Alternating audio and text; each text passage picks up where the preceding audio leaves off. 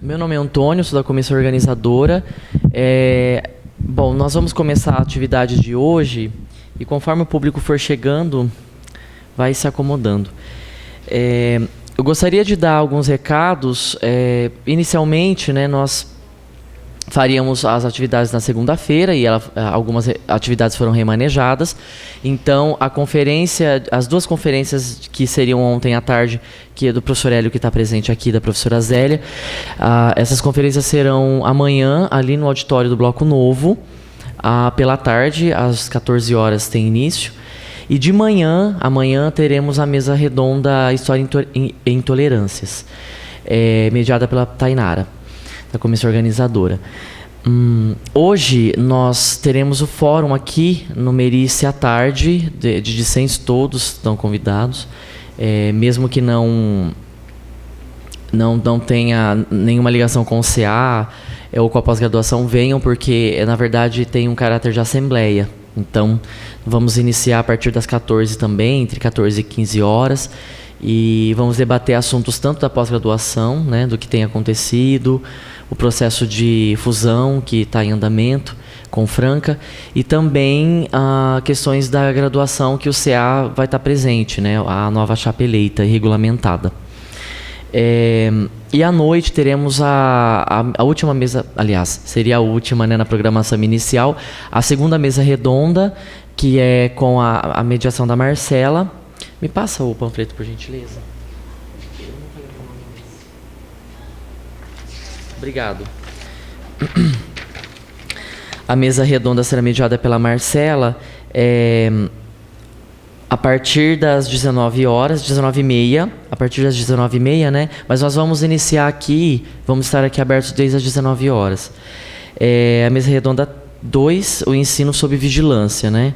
Com o professor João Marcelo de Oliveira César, que está aqui, que é graduando do curso de História, o professor Ronaldo Cardoso Alves, que é daqui da Unesp, e a professora Ana Chagas Santos Giroto, que é professora da Escola Estadual José Augusto Ribeiro, aqui de Assis.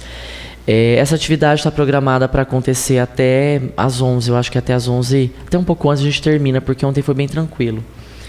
Bom, sobre os anais, né? Quem apresentou ontem as comunicações orais, nós como chama, gente? Não, as normas, o documento, as normas, trata assim, as normas para a confecção dos textos vão estar disponíveis no site do evento a partir de sábado, e o prazo final para envio, né, dos textos é dia 2 de dezembro, através do e-mail do evento que tem lá na página, né, em nossa página. Então, eu vou dar início à atividade de hoje, a de manhã, que é a conferência com o professor Aguinaldo. O professor Aguinaldo Rodrigues Gomes é graduado em História e mestre em Educação pela Universidade Federal de Uberlândia e doutor em Educação pela Universidade Estadual de Campinas. É professor adjunto do Departamento de História e do Programa de Pós-Graduação em Estudos Culturais da Universidade Federal de Mato Grosso do Sul, em Aquidauana, e do Programa de Pós-Graduação em Educação da Universidade Federal de Mato Grosso, campus de Rondonópolis.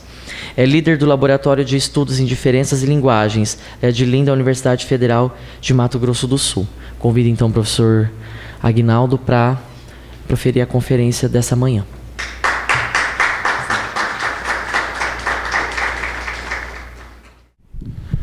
Bom dia a todos e todas. Eu vou segurar, que eu acho mais seguro. É um prazer estar aqui, né? Gostaria de agradecer imensamente o convite da comissão organizadora, né? O Tony, que é meu querido ex-aluno, Marcela, Daniel e todos os outros, Ellen e todos os outros que eu não conheço por nome, mas já fui apresentado aqui, né, nesses dias. Então é um prazer estar aqui.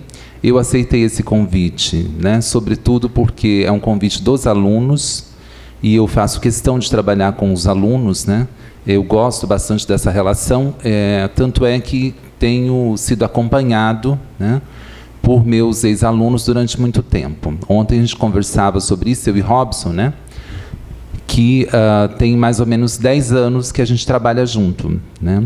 O Tony, de vez em quando, ele escapa, assim, mas, enfim, a gente continua trabalhando com ele também. Bom, a proposta que eu trouxe, né, para a gente discutir nessa manhã de hoje tem a ver com a pesquisa de doutorado que eu desenvolvi na Universidade de Campinas, né, Unicamp, que tratou sobre um processo judicial contra um professor que foi preso, torturado e perseguido pela ditadura militar a partir de abril de 64. Então, a partir desse caso, a minha proposta é discutir com vocês um pouco como que nós temos uma recorrência de algumas situações na história, né, que se apresentam tanto no passado como agora. Eu preferi fazer um texto para tornar as ideias um pouco mais claras, né? Então eu vou ler e aí, ao longo da leitura, eu farei algumas interrupções para também fazer umas apresentações das imagens e dos documentos que eu utilizei nessa pesquisa. Tá? Então eu dei um título, que é o título da minha tese e que agora vai se tornar livro, em breve será lançado, acho que no mês de dezembro, no início de dezembro, que chama-se Educação, Utopia e Ditadura Militar. Um professor comunista no interior do Brasil. O que eu escolhi tratar aqui foi das particularidades do contexto da ditadura, a partir desse caso singular que aconteceu no Mato Grosso I, né, antes da divisão, portanto, para pensar essa ideia da recorrência do passado e como o autoritarismo é uma questão que está incrustada no DNA da sociedade brasileira. Na sociedade brasileira, a partir da minha pesquisa, e também não precisaria nem fazer essa pesquisa para perceber isso, né? Nós temos uma elite mandonista que governa esse país e que, de certa maneira, o autoritarismo é o traço de todas as ações políticas desse setor. No caso do Mato Grosso, isso não foi diferente, né? Eu defendo, inclusive, a ideia de que há uma modernização conservadora que tem reflexos diretos no processo educacional, mas também na própria organização da cultura, no caso do Mato Grosso, e talvez até na própria estrutura da sociedade brasileira. Então, a minha proposta aqui, na esteira de Koselleck, é refletir sobre o que do passado não passou, ou como o campo da experiência, o tempo histórico é construído na relação entre o passado e o futuro, onde o campo da experiência e o horizonte de expectativa se cruzam. Pensando com o historiador alemão, nós compreendemos que acessamos o passado a partir das ruínas, das experiências fragmentadas, que continuam incompletas, mesmo quando temos a intenção de reconstruí-las. Na sua proposição, é fundamental compreender que considerar a cronologia e estabelecer a datação seria apenas a primeira tarefa do historiador. O passado continua vivo no presente e é mobilizado a partir dele.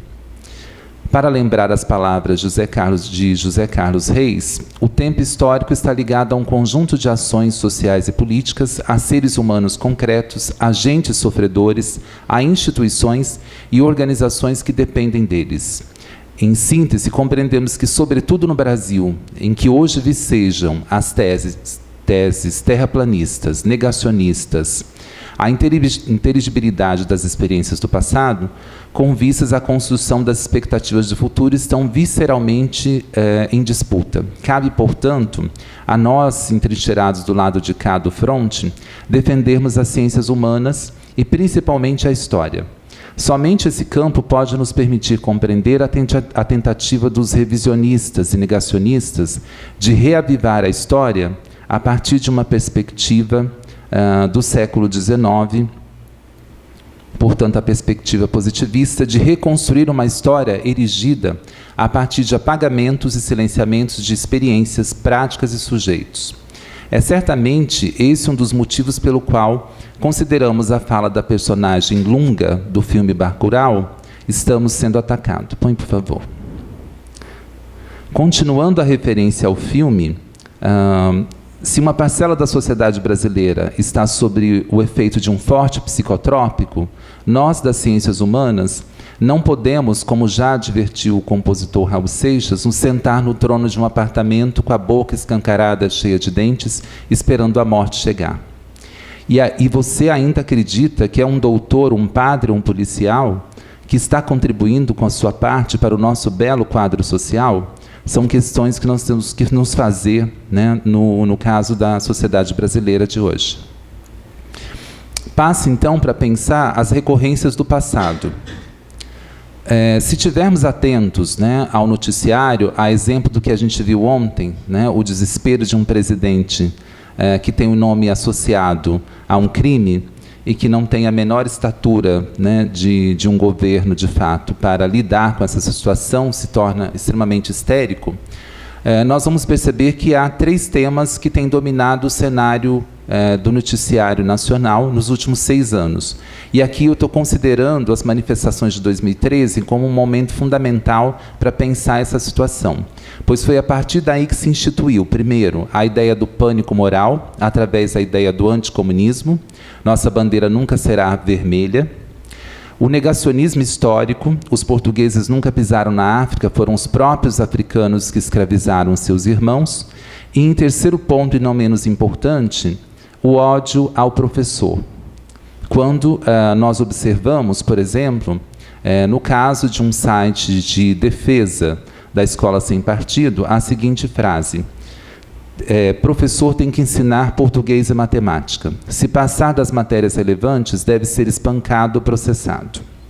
Evoco aqui 3 temas, não com o objetivo de discorrer sobre eles de maneira detalhada, mas para o exercício de pensarmos como os sujeitos recorrem ao passado para construir seus horizontes de expectativas no presente. Certamente todos nós que nos encantamos pelo conhecimento, pela pesquisa e pelos diálogos, nem sempre pacíficos, que travamos com os nossos professores e professoras, estamos perplexos com tanta idiotice. Mas a história nos ajuda a compreender que nada disso é totalmente novo. É a experiência do passado ressignificada a partir dos interesses políticos e sociais do presente. Dessa feita, ao retomarmos o contexto da década de 60, encontramos todos esses temas sendo evocados para construir a derrubada de João Goulart, como é possível perceber nas páginas da imprensa do período e ainda no inquérito policial militar, a partir do qual desenvolvi minha tese sobre um professor comunista perseguido pela ditadura em abril de 64. Começamos, então, a entender como no passado se construíram as campanhas de destituição do então presidente João Goulart nas páginas da revista Brasil Oeste. E como os professores, sobretudo de história, começaram a ser caçados, processados e torturados pela ditadura militar no interior do Brasil. Pode passar o próximo slide, por favor. Eu trouxe algumas imagens para exemplificar um pouco o que eu fiz na minha pesquisa e a partir do que eu mobilizei essa discussão. Uma das questões que eu defendi na tese, que achei interessante trazer para vocês, é que hoje nós ficamos bastante perplexos, né, com a imprensa brasileira, sobretudo no contexto do golpe de 2016, com a construção de um pânico moral que foi feita contra, né, a então presidente Dilma Rousseff. E isso não é novo na história. Os temas, os sujeitos, as personagens são praticamente as mesmas. Então, há uma recorrência, né, na minha opinião, em relação ao passado. Este aqui é um processo, a imagem não está muito clara para vocês, mas é só para exemplificar. Esse processo tem 456 páginas e foi a partir dele que eu fiz a minha tese. Eu trabalhei com um único documento exaustivamente, né, porque eram muitas páginas, mas foi muito interessante porque nesse processo eu pude perceber todas as vozes que ali se pronunciavam, tanto a da defesa quanto a da acusação, e também dos sujeitos, os acusadores, aqueles que queriam defender as testemunhas de defesa, e o próprio indiciado como um sujeito que teve a sua vida atravessada pela ditadura. Passa o próximo, por favor. Um dos documentos que eu me deparei nessa pesquisa, que eu achei extremamente interessante, foi essa revista chamada Revista Brasil Oeste. E esta revista, por que ela me chamou a atenção? Porque ela era o principal veículo de divulgação para uma determinada elite mato-grossense, na qual nós encontramos claramente um anticomunismo, uma campanha de destruição do governo João Goulart e uma defesa em conteste da modernização conservadora e dos valores conservadores para a formulação de um projeto modernizador no Mato Grosso. A curiosidade em relação a essa revista, né, que me chamou a atenção, e por isso eu fui para ela, que ela era editada em São Paulo, na Praça da Sé, no 4º andar, no conjunto 401. E o jornalista responsável, que era o Fausto Vieira de Campos, era de São Paulo e foi assessor de imprensa do governador do Mato Grosso naquele período. Então, ele editava essa revista. A coincidência aqui, quando a gente pensa em relação à questão da modernização conservadora, é que essa revista funcionava no mesmo prédio em que havia a concessionária de venda de terras do Mato Grosso. Então, ela era feita, primeiro, para dizer que o Mato Grosso era um Eldorado, né, em continuidade com a ideia da marcha para o Oeste, e, para além disso, ela precisava também, para além das questões comerciais de apresentar o Estado como um produto vendável, divulgar ideias conservadoras com vistas a agradar a elite mato-grossense e combater as propostas de João Goulart. Pode passar. Então, nós vamos observar o seguinte: a ideia do anticomunismo e desse pânico moral instaurado, que nós observamos no contexto de 2016, também estava presente lá em 64. Então, por exemplo, aqui nesse artigo, A Democracia em Perigo, que é de janeiro de 64, um pouquinho antes do golpe, vamos perceber o seguinte: o Brasil atravessa presentemente as maiores crises da história. Crise da democracia, crise de autoridade, crise da justiça, crise financeira. Então, aqui, eu não vou ler toda essa ideia, mas esse parágrafo é importante para nós. Primeiro, eles dizem que nós estamos em crise, não sei se vocês já ouviram essa história. Nós estamos ouvindo isso desde 2013 até agora, né? E de quem é a culpa? A revista também vai nomear os culpados. Então, aqui nesse parágrafo, ele vai dizer: as liberdades políticas e mesmo públicas vão sendo cortadas, o IBAD, o IPES e as entidades congêneres. Mas os agrupamentos da esquerda, como a CGT, a PUA e a UNE, continuam atuando. Então, a acusação aqui é de que o governo abre espaço para grupos de esquerda e vai tolir os grupos empresariais que estão preocupados com a modernização. Não precisamos retomar aqui a tese de como o IPES e o IBAD atuaram como um braço empresarial do golpe militar de 64 e, portanto, como é que eles estavam em consonância com essas diretrizes. Isso é importante para nós pensarmos o seguinte: muito já foi discutido na historiografia paulista e carioca sobre a ditadura militar. E a gente tem muitas pessoas que dizem o seguinte: não, mas no interior não houve ditadura, né? Na minha época não aconteceu nada disso. Se perguntar para minha mãe e para o meu pai, eles vão dizer: a ditadura era super tranquila.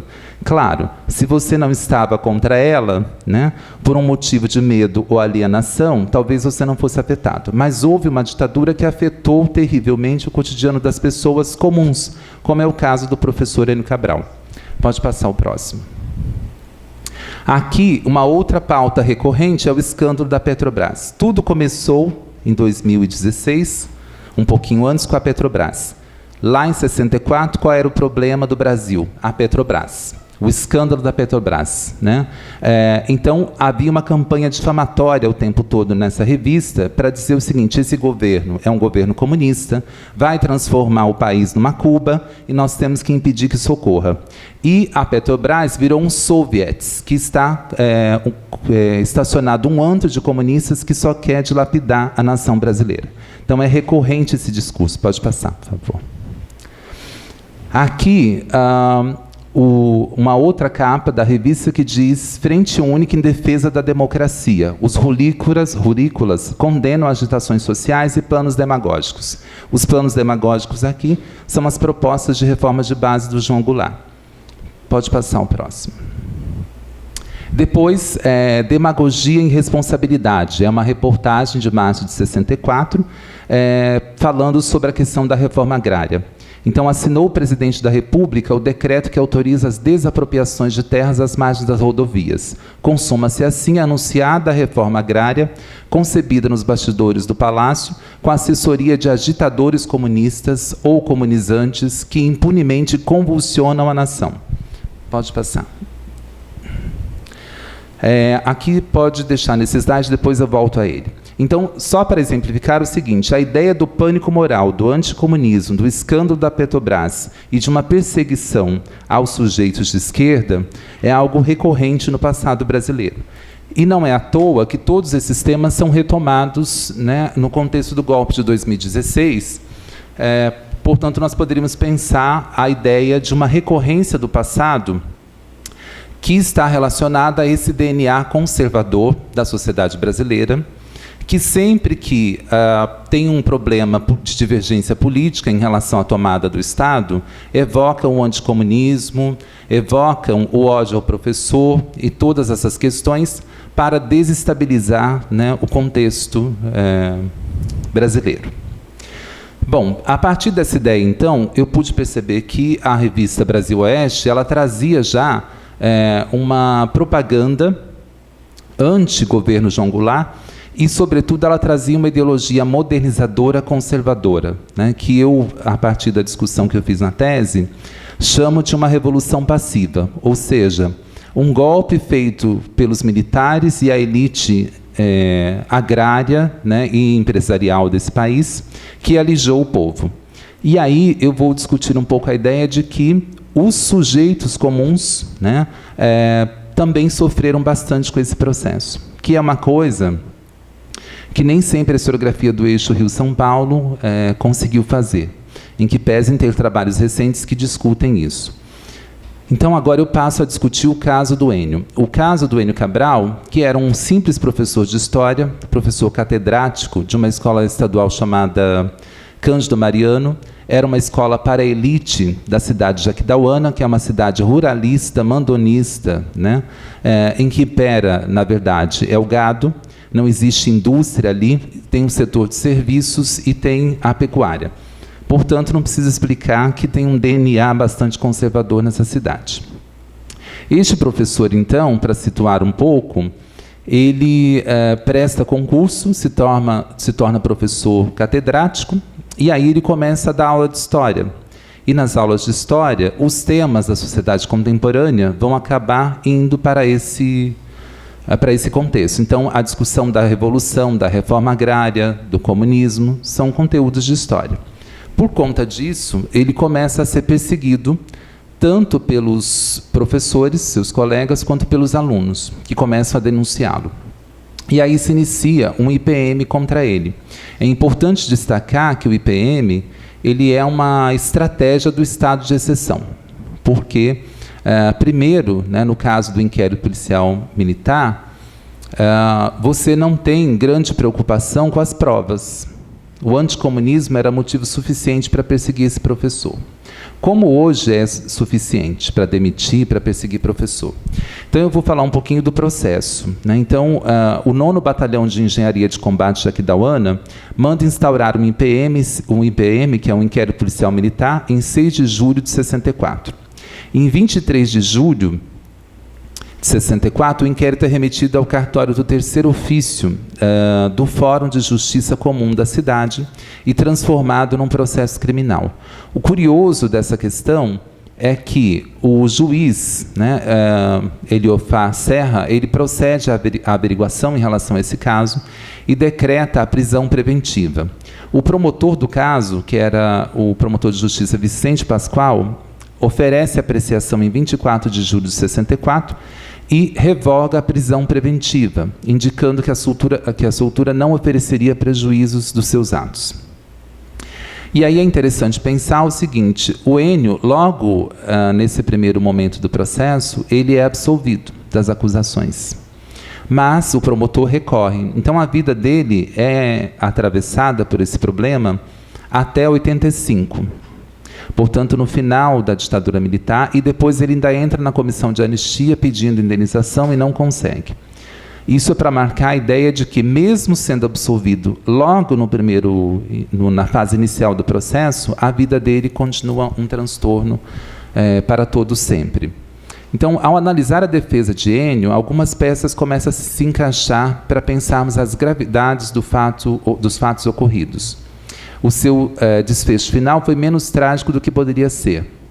E aí a gente começa a entender como que a microhistória funciona nesses espaços interioranos. Porque quem fez a defesa do Enio Cabral, e talvez por isso ele tenha tido algum sucesso em ser inocentado logo no início, foi o futuro governador José Fragelli. Aqui é importante chamar a atenção para o fato de que quem defende ele se tornaria governador no período da ditadura depois. E era uma figura conhecida como integrante das elites rurais e, portanto, conservador. Mas havia uma relação de amizade entre os dois. Então, aqui é um ruralista defendendo um comunista, né, para pensar esses aspectos da microhistória, né? Então, a partir do Enio, meu intuito é colocar em diálogo uma conjuntura internacional e nacional com a experiência de Enio Cabral, comunista que atuava na educação básica da cidade de Aquidauana, compreendendo a indissociabilidade de ambos. Para tanto, me ancoro na obra de Hobsbawm, Tempos Interessantes, na qual o historiador britânico indica ser possível pensar a trajetória de um indivíduo a partir de uma conjuntura sócio-histórica, como já foi apontado anteriormente. Fiz a opção por analisar um sujeito sem grande destaque nacional, por considerar necessário pensar os grandes fenômenos políticos e históricos a partir da experiência dos homens comuns, fugindo das visões macro e oficiais que geralmente se produzem uma memória mais positiva do passado do que propriamente uma história que englobe as contradições. Considero essa uma obrigação dos historiadores que lidam com o campo do político, pois, como advertiu Hobsbawm, mais do que nunca a história atualmente revista, inventada por gente que não deseja o passado real, mas somente um passado que sirva a seus objetivos. Estamos hoje na época da mitologia histórica. A defesa da história por seus profissionais é hoje mais urgente na política do que nunca. Somos necessários. Hobsbawm, 2003, página 326. No caso da ditadura militar, tenho observado no Brasil uma tentativa, por parte de alguns sujeitos sociais, como os militares e alguns civis envolvidos no apoio ao golpe, de se construir uma memória positiva do período ditatorial. O pesquisador José Roberto Martins Filho discute o tema da disputa travada entre militantes de esquerda e militares pela memória em relação à ditadura, afirmando que esses últimos desejariam cobrir sobre o manto do esquecimento os acontecimentos daquele período. Os militares, na tentativa de evitar uma catarse pública da memória coletiva pela sociedade brasileira, preferem muitas vezes esquecer o tema, evocando a anistia como justificativa. Isso, inclusive, é um toque de cinismo, né, por parte desses senhores. Segundo essa perspectiva, depois da lei da anistia de 79, qualquer esforço de trazer à lembrança o que efetivamente ocorreu na breve e brutal repressão aos grupos de esquerda brasileira, não apenas armada, representaria uma violação do próprio princípio da anistia. Conforme essa ótica, anistiar é zerar as contas e, portanto, esquecer. Esse ponto de vista aparece com bastante frequência nos textos e depoimentos de militares, conforme vai apontar Martins Filho. O historiador em questão aponta que há uma disputa em torno da memória sobre a ditadura, pois enquanto os militantes da esquerda, torturados, e os demais civis acreditam que é preciso lembrar para que tal situação não se repita, os militares e civis apoiadores do golpe querem virar a página e pensar no futuro em nome de um consenso nacional. Ainda de acordo com ele, os militares consideram que a atitude dos atingidos pela ditadura é uma ação revanchista. Perpetua uma memória negativa do golpe, povoando as páginas de obras literárias, acadêmicas, ou mesmo em outros suportes de caráter sonoro ou fílmico, dentre outros, que se reportam às agruras sofridas nesse período.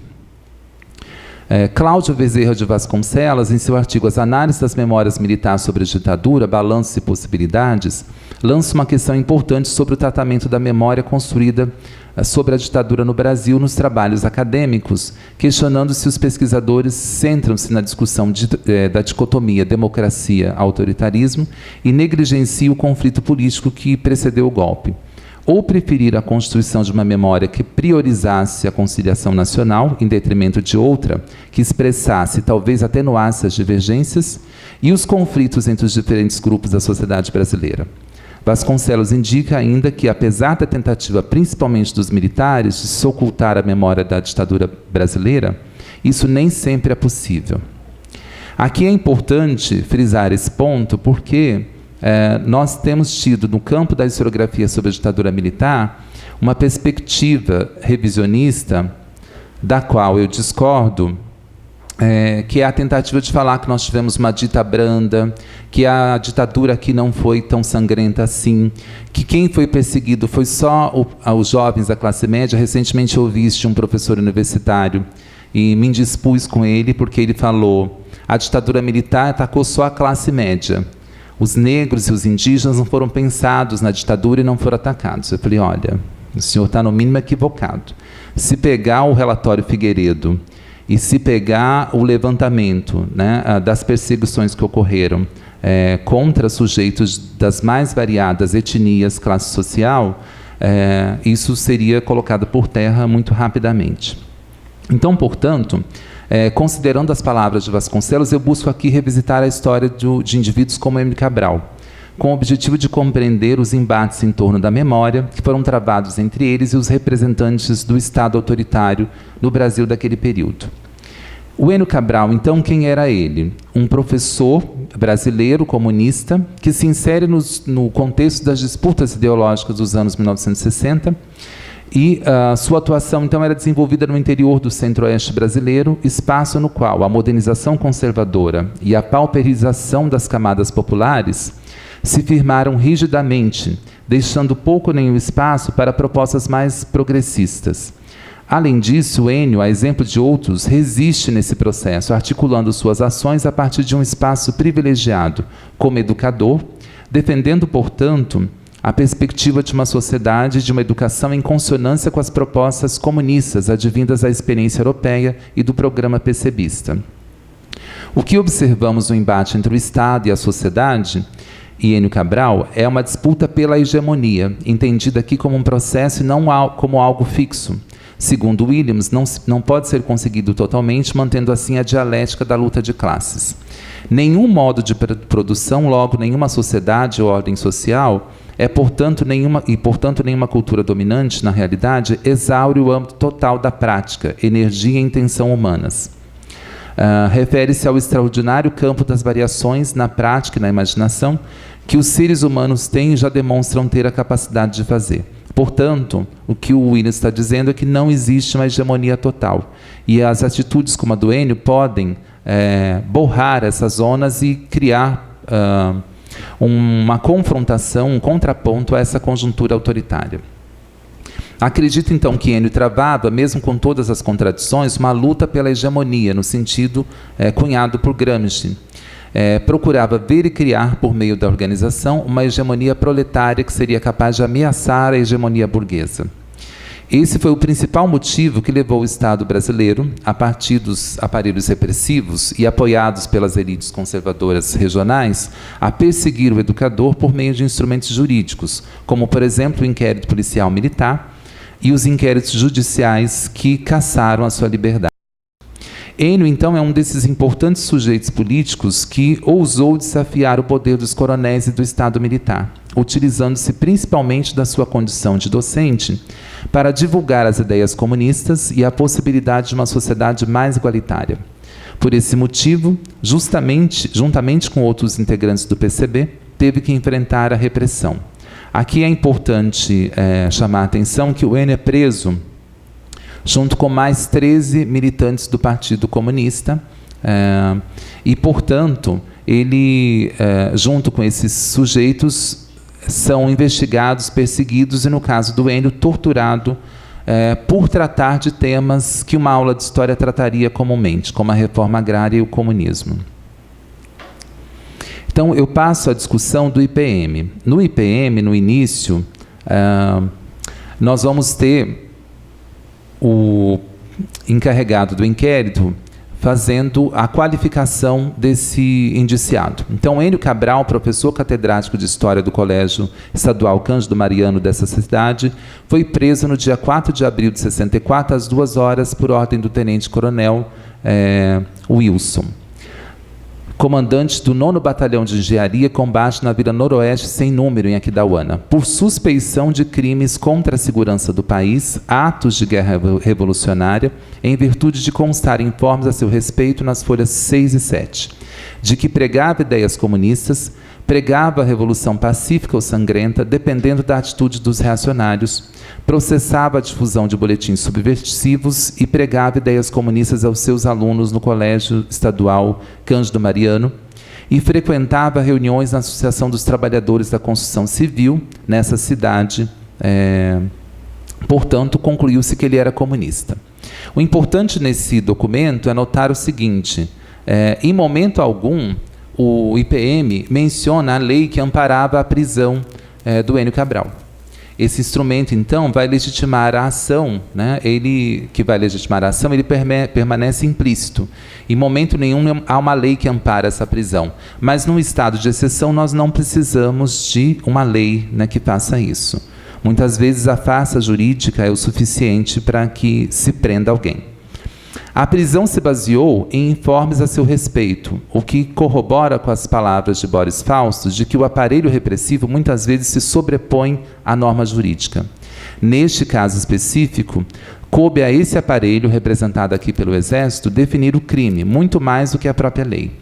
Cabe ressaltar que, ao longo do processo crime, me deparei com fatos no mínimo inusitados, que foram considerados crimes. Por exemplo, possuir obras de Karl Marx na sua biblioteca. Muitos de vocês estariam presos. Assim, precisar o que era delito era uma atividade extremamente subjetiva. Os subterfúgios pseudo-jurídicos dos regimes autoritários também foram criticados por autores como Agamben, que diz o seguinte: o totalitarismo moderno pode ser definido no sentido de como a instauração, por meio de um estado de exceção, de uma guerra civil legal que permite a eliminação física, não só dos adversários políticos, mas também de categorias inteiras de cidadãos que, por qualquer razão, parecem não integráveis ao sistema político. Desde então, a criação de um estado de emergência permanente, ainda que eventualmente não declarado no sentido técnico, tornou-se uma das práticas essenciais do Estado contemporâneo, inclusive dos Estados democráticos. Portanto, o caso do Enio Cabral mostra um pouco essa ideia de como é que o estado de exceção desconsidera totalmente a ideia da legalidade e pode processar alguém, prender e torturar com base no ouvir dizer.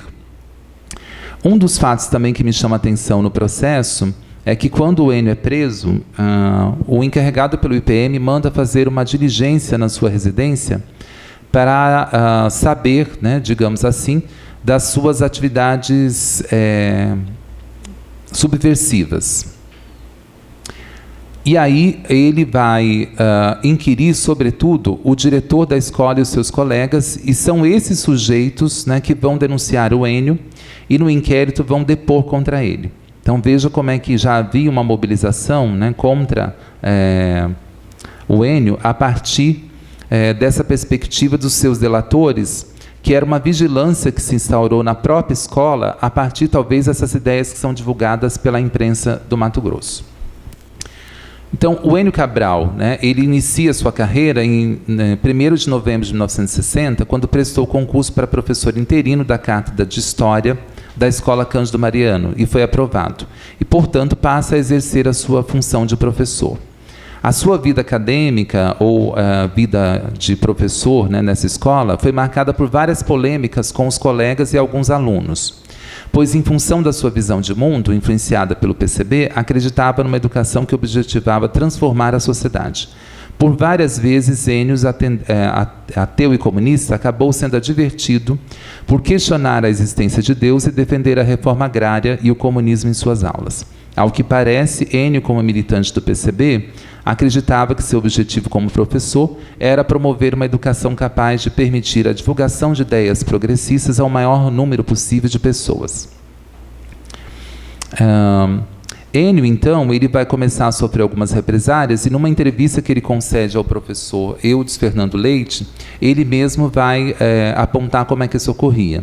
Então ele diz, abre aspas, um desses coronéis aqui da cidade escreveu uma carta para o João Ponce, ex-governador do estado de Mato Grosso, importante político do PSD, e posteriormente à Arena, dizendo que eu tinha que ser demitido porque, além de eu ser comunista, eu era toda a vida contra o PSD. Então, ou seja, o próprio deputado já pede a cabeça do Enio.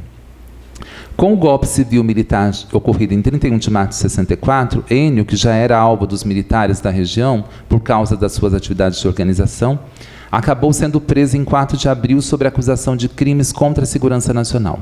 Após o processo, seus detratores se aproveitaram para depor contra ele, o que levou à sua demissão em 13 de agosto, conforme publicado no Diário Oficial. Nos autos não são apresentados ainda outros dados sobre a biblioteca do professor Enio, que possuía obras de teor doutrinário comunista, assuntos sexuais e alguns livros didáticos. Os militares responsáveis pelo IPM, eles criam coisas extremamente absurdas, né, nesse inquérito. E é muito interessante porque a gente vai lendo e fica assustado com a questão. Eles vão dizer o seguinte, que o Enio era comunista porque ele tinha um filho chamado Carlos Prestes Cabral. E, na verdade, o nome do filho dele não era este, mas no inquérito aparece assim, e isso seria motivo suficiente para tomá-lo como um comunista. Então, na folha 12 do IPM, encontramos as informações de que Enio era comunista, pois tinha um filho com o nome Luiz Carlos Prestes Cabral. E, além disso, distribuía boletins com ideias comunistas para os alunos e frequentava as reuniões às domingueiras, à margem esquerda do rio do Bar São Paulo. Observe-se que, pelos documentos transcritos acima, os militares não possuíam contra Enio nenhuma evidência concreta de atividades comunistas, ou mesmo que atentassem contra a ordem vigente. A motivação para a prisão e o interrogatório do acusado devia-se muito mais às ideologias anticomunistas que povoavam as mentes dos militares naquele período. Após a sua prisão, baseados em fatos subjetivos, como a alusão ao fato de ter um filho chamado Luiz Carlos Prestes Cabral, que em verdade o nome correto era Luiz Leite Cabral, de teor de obras comunistas em sua casa, foi preciso constituir provas contra eles. Portanto, o capitão encarregado do inquérito policial, ele expede um mandado de busca para a casa de Enio e ele toma cuidado de escolher duas testemunhas, né? Essa é uma parte bastante engraçada do inquérito, porque quem eram essas testemunhas? As testemunhas eram 2 soldados que estavam sob o comando do capitão. Então, eram testemunhas extremamente imparciais que iam proceder à revista. Aqui também é importante chamar a atenção que a biblioteca do Enio, ela foi um dos pontos fundamentais para que o Enio fosse considerado comunista, porque nessa biblioteca foram encontradas obras de Vladimir Lenin, obras de Plekhanov e obras sobre a Revolução Soviética e a Revolução Cubana. Enio Cabral, então, a partir dessa biblioteca, nós podemos perceber as influências de leituras, né, que eram importantes para ele. E isso revela que ele vai construir sua visão de mundo ancorada numa concepção marxista de história, que analisava a realidade a partir dela. Portanto, o Enio, por conta da sua biblioteca e desse processo todo, né, de revista na sua casa, vai ser considerado um comunista. Passo então para o outro ponto da minha discussão, que seria a questão da autonomia didática de Enio, que é uma questão muito importante para nós no contexto que nós estamos vivendo no Brasil, porque essa perseguição ao professor ocorreu lá e está ocorrendo agora, né, nas universidades e nas escolas pelo país afora. Então, o Estado contra a autonomia didática de Enio. Uma das questões que me motivou a pesquisar as práticas autoritárias em Aquidauana na década de 60 foi a figura de Enio Cabral como educador, que trazia para sua atuação toda uma visão de mundo e buscava mais do que ensinar, queria mesmo transformar o mundo por meio da educação. Os temas de suas aulas de História do Brasil guardavam sempre uma relação com os temas mais gerais do seu tempo, tais como a conjuntura nacional e internacional e as revoluções. Faz questão de relembrar 64 como um acontecimento onde o povo foi traído. Na sua visão, os militares assumiram o poder para defender os interesses burgueses e internacionais. Isso ele diz numa entrevista dada em 2009, que foi feita pelo professor Eudes Fernando Leite. A sua atuação em sala de aula, então, foi alvo de diversas controvérsias. Reduto de uma elite aquidauanense durante o período da década de 60, isso acabou motivando denúncias contra ele. Um dos pontos mais interessantes que encontrei nos autos do processo refere-se à acusação de que, durante suas aulas, ministrava noções de comunismo a seus alunos, fatos denunciados por seus colegas professores e também por alguns de seus alunos. Embora não configurasse crime contra a segurança nacional, a atuação de Enio Cabral sempre foi alvo de denúncias e boato intra- e extramuros da Escola Cândido Mariano, onde lecionou nos anos iniciais da década de 60. Vale lembrar aqui que, após a sua prisão, ele acaba perdendo o emprego de professor e é obrigado a trabalhar em diversas outras profissões. E o Enio nunca mais retorna para a sala de aula. Ele tem que fazer várias outras atividades e depois ele acaba sendo aposentado numa posição inferior à que ele tinha no seu cargo, né, quando ele entra com um processo requerendo a sua reintegração ao cargo. Aí eu quero discutir um pouco os testemunhos, né? Porque o Enio, como eu chamei a atenção, ele começa a ser acusado pelos seus próprios colegas e por seus alunos. É importante destacar aqui uma das testemunhas que informa aos interrogados, né, que foi contra a contratação de Enio Cabral, que ela ocorreu na gestão de um outro diretor. Essa informação comprova, então, a má-fé da testemunha contra o acusado e certamente daria munição ao advogado para contestar as suas declarações. Um outro trecho importante da documentação é o testemunho do aluno José Neri, que foi o seu aluno durante o curso científico, que informou aos interrogadores, em seu depoimento, que o professor utilizava as aulas de História do Brasil para discutir socialismo e religião. Neste trecho, ressalva o aluno que, a partir do momento em que terminada a matéria de História do Brasil, o professor aproveitou o tempo para ministrar aulas sobre socialismo e religião na sala. Eu vou mostrar agora os depoimentos e depois eu volto aqui para o texto, que acho que fica mais claro lá. Bom, aqui nesse documento nós estamos observando a ideia de que o Enio era comunista porque ele tinha um filho, né, que era chamado Luiz Carlos Prestes Cabral, o que não era uma informação verdadeira, e também porque ele frequentava as reuniões do Bar São Paulo. A Aquidauana, ela é dividida por um rio, do lado de cá Aquidauana e de lá Anastácio. E as reuniões ocorriam no domingo, que é o momento que as pessoas têm de descanso, nesse Bar São Paulo. E as pessoas se reuniam ali para conversar, beber e falar de política. Isso foi considerado pelos militares como reuniões subversivas. Passa, por favor, Letícia. Aqui é o mandado de busca e apreensão, que eu já falei um pouco para vocês, que é essa ideia dos livros que foram encontrados, né? E os livros marxistas e os livros sobre revolução foram considerados também uma matéria subversiva. Pode passar. Aqui está o depoimento do José Neri, que é extremamente interessante. Então, ele pergunta, né, que o professor Enio de Castro constantemente palestra com os alunos sobre a Revolução Cubana e o comunismo. Declarou ainda que no final do ano de 63, como a matéria de História do Brasil estava terminada, ele aproveitaria o tempo para ministrar as suas aulas sobre socialismo e religião. Esse trecho é importante porque ele afirma isso, mas depois ele vai se retratar no processo. E o advogado vai pegar esse trecho para dizer o seguinte: se a matéria estava terminada, então ele aproveitou a oportunidade para discutir esse tema. Mas, para além disso, né, o Fragelli vai argumentar o seguinte: esses são temas da história. Não está fora da história o que ele está fazendo. Então, ele consegue, de certa maneira, invalidar o depoimento do aluno e, portanto, de certa maneira, ele consegue atenuar a acusação que foi feita. Pode passar. Ele, portanto, deixa bem claro, né, no seu depoimento, quando ele vai se retratar, que o réu fazia exposições de doutrinas políticas e sociais, não só do comunismo e do socialismo, que nas aulas de História do Brasil, o acusado formulava perguntas pertinentes à matéria e dava respostas baseadas de maneira a interpretar a história do Brasil. Portanto, era permitido que seus alunos tivessem as suas próprias ideias. Então, depois, no processo de depoimento, esse aluno volta atrás e diz o seguinte: olha, apesar dele dizer isso, ele dava o direito de contraditório aos alunos.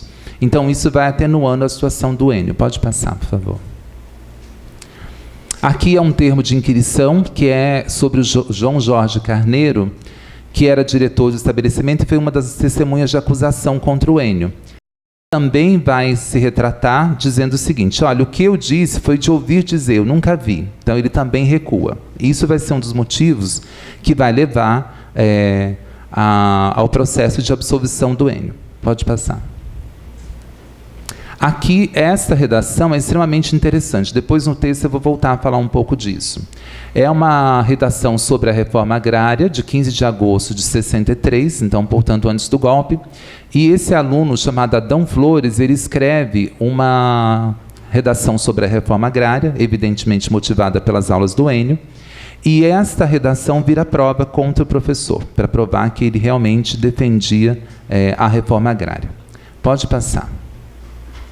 Aqui é bem interessante, porque o final da redação, ele vai dizer o seguinte, ele diz, esquecendo que essas terras não são cultivadas e que nada produzem, irá trazer um atraso cultural e orçamentário à União, prejudicando o seu progresso e o bem-estar dos seus filhos. Então, no final da redação, Adão Flores faz uma defesa inconteste da reforma agrária. E isso também foi tomado como uma visão de que o Enio, portanto, doutrinava realmente os alunos e era uma figura subversiva que teria que sair da sala de aula. Pode passar, por favor. Acabou, né? Então, esses documentos é mais para exemplificar o que eu tenho trazido no texto. Tá? O Enio, quando ele é inquirido sobre essa questão, ele vai dizer o seguinte, olha, eu realmente ministrava essas aulas, eu tratava desses temas na minha aula, sim, porque essas aulas são aulas de história, eu não teria como fugir desses temas. Né? O José Nery, então, a partir desse depoimento, depois ele vai se retratar no processo judicial e aponta que, embora o professor Enio Cabral apresentasse uma interpretação da história do Brasil, não impedia que seus alunos pudessem manifestar as suas opiniões próprias. O advogado Fragelli, então, aproveitando-se desses depoimentos, vai demonstrar que a lei 1802, na qual se baseava a denúncia contra Enio, não dizia nada a respeito de discutir temas pertinentes à política ou mesmo relativos ao comunismo e ao socialismo, e ainda argumentava que estes eram assuntos pertinentes à matéria de história. A historiadora Suzana Aracaki também trata da perseguição aos professores do Centro Pedagógico de Dourados. De acordo com ela, o professor Bizanotto foi um dos protagonistas do movimento de resistência ao regime em Dourados.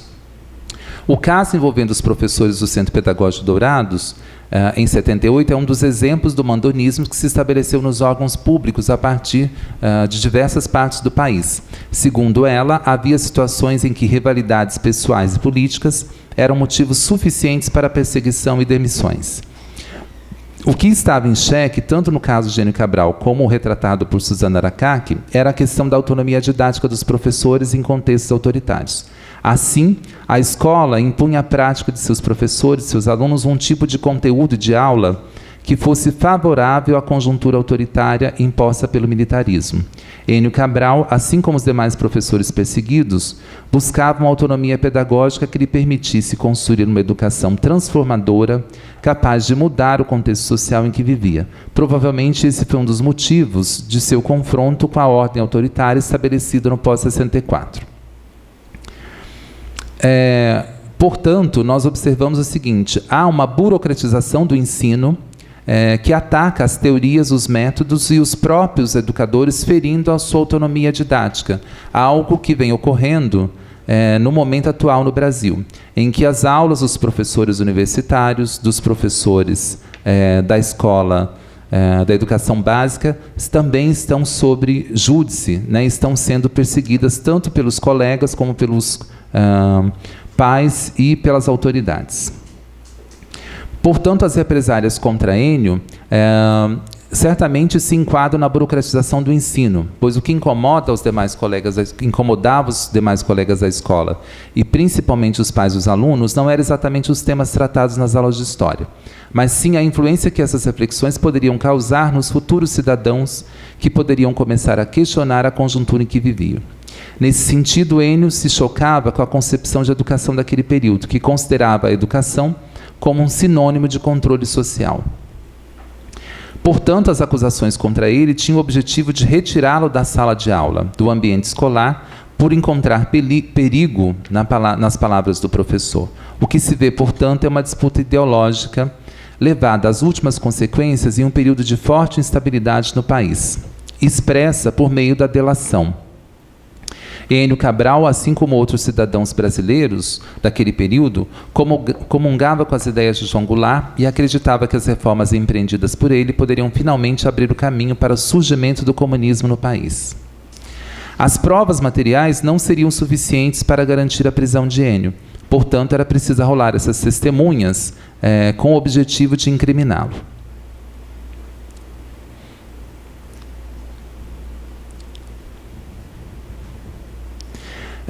Apesar desse contexto, nós vamos encontrar, nos autos do processo, alunos que defendiam o professor, como é o caso de Adão Flores, que afirmava que, a partir das aulas, compreendeu as críticas feitas por Enio à tese do vazio demográfico e passou a compreender como era injusta a distribuição de terras e como o país era dominado pelos grandes latifúndios. Adão Flores concluiu o seu texto afirmando que a reforma agrária era necessária no Brasil, pois tornaria o país mais rico e digno dos seus filhos.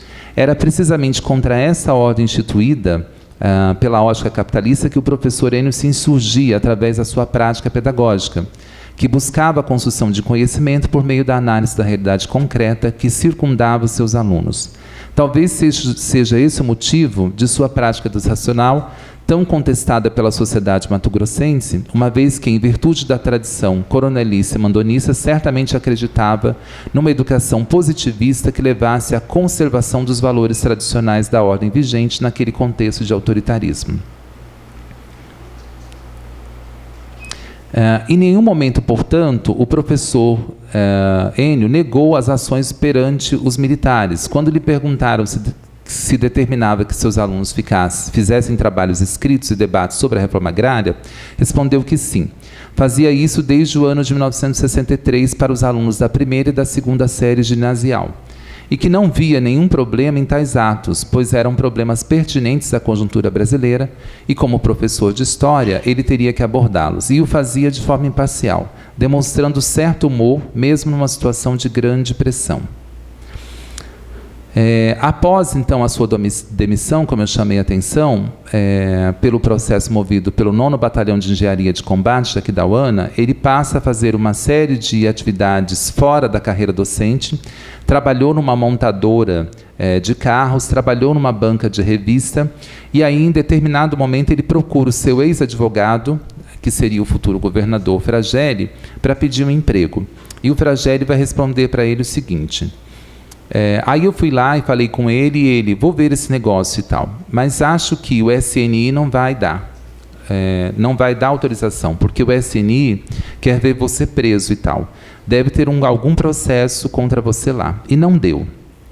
Portanto, Enio acabou se dedicando à organização de sindicatos e associações da cidade, a exemplo da Associação dos Pescadores, dos Transportes de Carga, e coordenava uma escola de corte e costura para filhos de presidiários. Nunca mais exerceu a sua atividade de professor. Em 1980, após o julgamento de um pedido de reintegração à carreira de magistério, foi aposentado, portanto, numa posição inferior à que ele merecia. E o seu afastamento do magistério certamente lhe trouxe problemas não só de ordem financeira, mas também emocional, pois para ele a educação tinha o objetivo de transformar a sociedade. Segundo o historiador Eudes Fernando Leite, os IPMs, inquéritos policiais militares, eram, até a instituição do AI-5, a principal forma de repressão utilizada contra os políticos e militantes e movimentos sociais contrários ao Estado. Ele afirma que, a partir de 20 de abril de 64, se construiu a peça fundamental de repressão aos subversivos locais. Porém, eram contraditórios do ponto de vista processual, pois a investigação era iniciada após a prisão dos suspeitos. No caso do Enio, isso fica bastante claro. Um dos primeiros IPMs montados foi contra o professor catedrático de História, Enio Cabral, no dia 23 de abril, ou seja, 23 dias após a instauração do golpe civil-militar. Inicia-se, então, a devassa contra os comunistas em Aquidauana. Enio Cabral, Adonis Gonçalves são presos pelos militares para a investigação de atos comunistas e atentados contra a ordem nacional. Vale ressaltar que ele já se encontrava preso desde o dia 4 de abril. E aqui tem um ponto importante, porque se percebe o seguinte: se o golpe ocorre em 31 de março, ou 1º de abril, que é uma controvérsia historiográfica, no dia 4, portanto 3 dias depois do golpe, ele já está preso.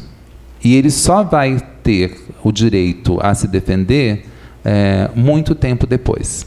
A data da prisão demonstra que os militares do Batalhão do Oeste já estavam de olho nas atividades praticadas pelos comunistas e esperavam o momento para agir.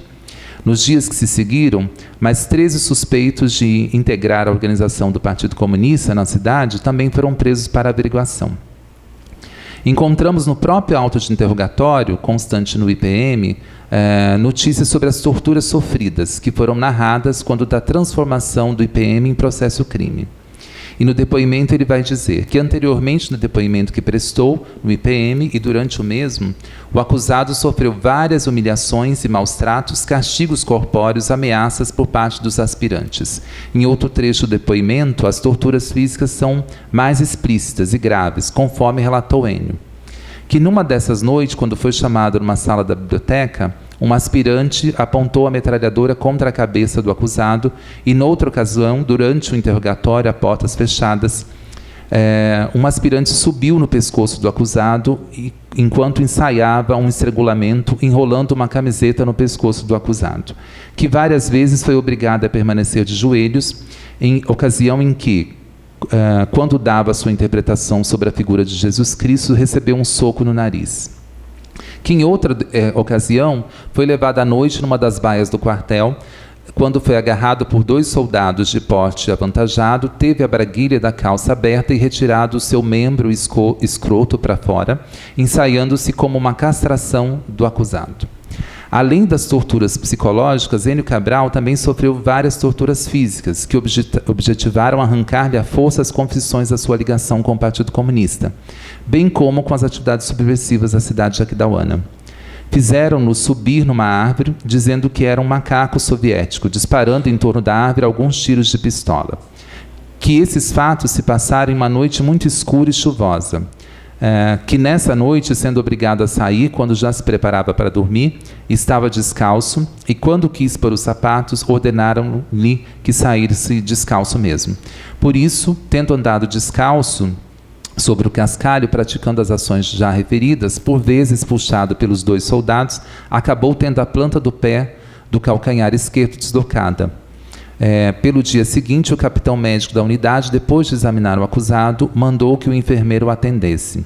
Que, em vista dessas torturas, inclusive morais, infligidas ao acusado, as suas declarações constantes na folha 41 e 43 do IPM não refletem a verdade em numerosos pontos. Os autos instaurados no IPM contra Enio nos permitem encaminhar o fechamento desse texto com a discussão já levada no decorrer da tentativa de alguns sujeitos, principalmente os partidários dos regimes autoritários, de reescrever a história a partir do negacionismo histórico. Uma das estratégias dos políticos autoritários, a exemplo do então presidente brasileiro, para atacar a universidade e os espaços de produção do conhecimento, que é o negacionismo histórico. O negacionismo histórico é um termo pouco conhecido pelos brasileiros, mas ganhou maior visibilidade a partir das falas dos políticos e eleitores do país no último pleito sufragista, em que seus discursos buscaram anular as origens históricas da desigualdade econômico-social a partir da negação dos processos de exclusão historicamente constituídos no país. Para a perplexidade do mundo, e principalmente dos estudiosos, esses conservadores negam o Holocausto, a teoria evolucionista, e tomam o nazismo como uma ideologia de esquerda. É importante frisar que esse fenômeno não é novo. Ele surge logo depois dos crimes praticados por Hitler durante a Segunda Guerra Mundial e constitui-se num movimento que, por razões religiosas, conspiracionistas, ou em vista de beneficiar a certos grupos, rejeitam teses amparadas em estudos científicos e documentados, apoiando-se em ideias controversas de pouca visibilidade, confiabilidade. Para esses grupos, a Terra é plana, as vacinas matam e o aquecimento global é uma invenção dos ambientalistas de esquerda para prejudicar os interesses norte-americanos. Ancorado, portanto, nas ideias de Newman, o revisionismo histórico, ou negacionismo, como ficou conhecido, começou a ser definido a partir da década de 50 e ganhou adeptos em várias partes do mundo. Segundo Louis Milman, o negacionismo passa, a partir dos anos 70, a ser um elemento central de uma estratégia que se destina a criar condições para a recomposição ideológica de grupos políticos nazistas. E no Brasil, me parece que isso tem se firmado muito claramente. como lembrou a professora Tânia ontem na conferência dela. Para ela, grupos extremistas têm se apropriado dessa ideia para construir suas justificativas para um processo de reorganização dos movimentos identificados com o nazismo, na tentativa de recolocá-los no cenário político do século XXI, como tem ocorrido em vários países ocidentais. Portanto, o desafio dos historiadores, vai dizer Milman, o desafio que os segregacionistas nos apresenta, referindo-se aos historiadores, é de outra natureza. Na medida em que constroem a sua versão fictícia da história e que essa versão produz efeitos políticos, os negacionistas obrigam-nos a não somente refutá-los, mas fazermos uma reflexão sobre a relevância do papel da história e da memória para uma educação humanista. Talvez justamente por esse intento de reconstruir as teorias sociais sem qualquer evidência, é que se tem travado uma luta, principalmente no Brasil, de desmonte da função da escola e das universidades de transmitir conhecimento com bases científicas, sem eufemismos que obscureçam o passado recente.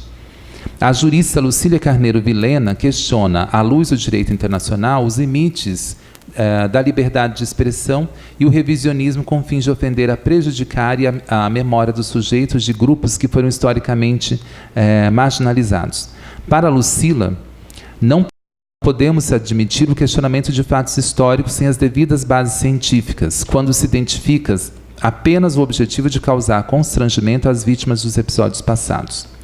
Indica ainda que o revisionismo europeu já foi tipificado como crime pelo Tribunal Europeu em suas ações que objetivavam negar o Holocausto ou mesmo os crimes cometidos contra os judeus, tidos pelos conservadores europeus como as mentiras de Auschwitz, que buscavam refutar todas as evidências documentais sobre o genocídio europeu. Vale lembrar que o ensaísta francês de extrema-direita Alain Soral foi condenado em 15 de abril de 2019, juntamente com seu advogado, que foi considerado cúmplice, pelo Tribunal de Paris. A pena constituiu em 1 ano de prisão por contestar a existência do Holocausto. Tais discursos, além de não apresentar argumentos plausíveis, ainda podem fortalecer discursos políticos segregacionistas na atualidade. Como afirma a autora, nesse sentido, não há sociedade livre e democrática que deva suportar, em nome da liberdade, danos causados por um discurso que negue a alguém a sua condição de pessoa, como claramente o movimento nazista fez aos judeus. Quando alguém nega a outrem a condição humana através do seu discurso ofensivo, estamos diante de um limite inultrapassável à liberdade de expressão. Um ponto fundamental manifestado na investigação apresentada pela autora, que deveria ser adotado no Brasil, é a tendência em âmbito civil e criminal de seguir a jurisprudência afirmada pelo Tribunal Europeu dos Direitos do Homem, de punir condutas revisionistas, ainda que sejam justificadas no livre direito de expressão, posto que são orientadas pelo desejo político de esconder as atrocidades cometidas contra a população brasileira, como ocorreu no caso da ditadura militar. Portanto, esse discurso de ódio, tanto no passado como em 2018, exige que estejamos atentos a como essas ideias se manifestam no nosso solo. Então, parto agora para a conclusão. Procurei compreender, a partir da trajetória de Enio Cabral, como esse intelectual orgânico defendeu os interesses das classes excluídas no processo de modernização conservadora no Mato Grosso, por meio da sua atuação como militante comunista e educador durante a ditadura.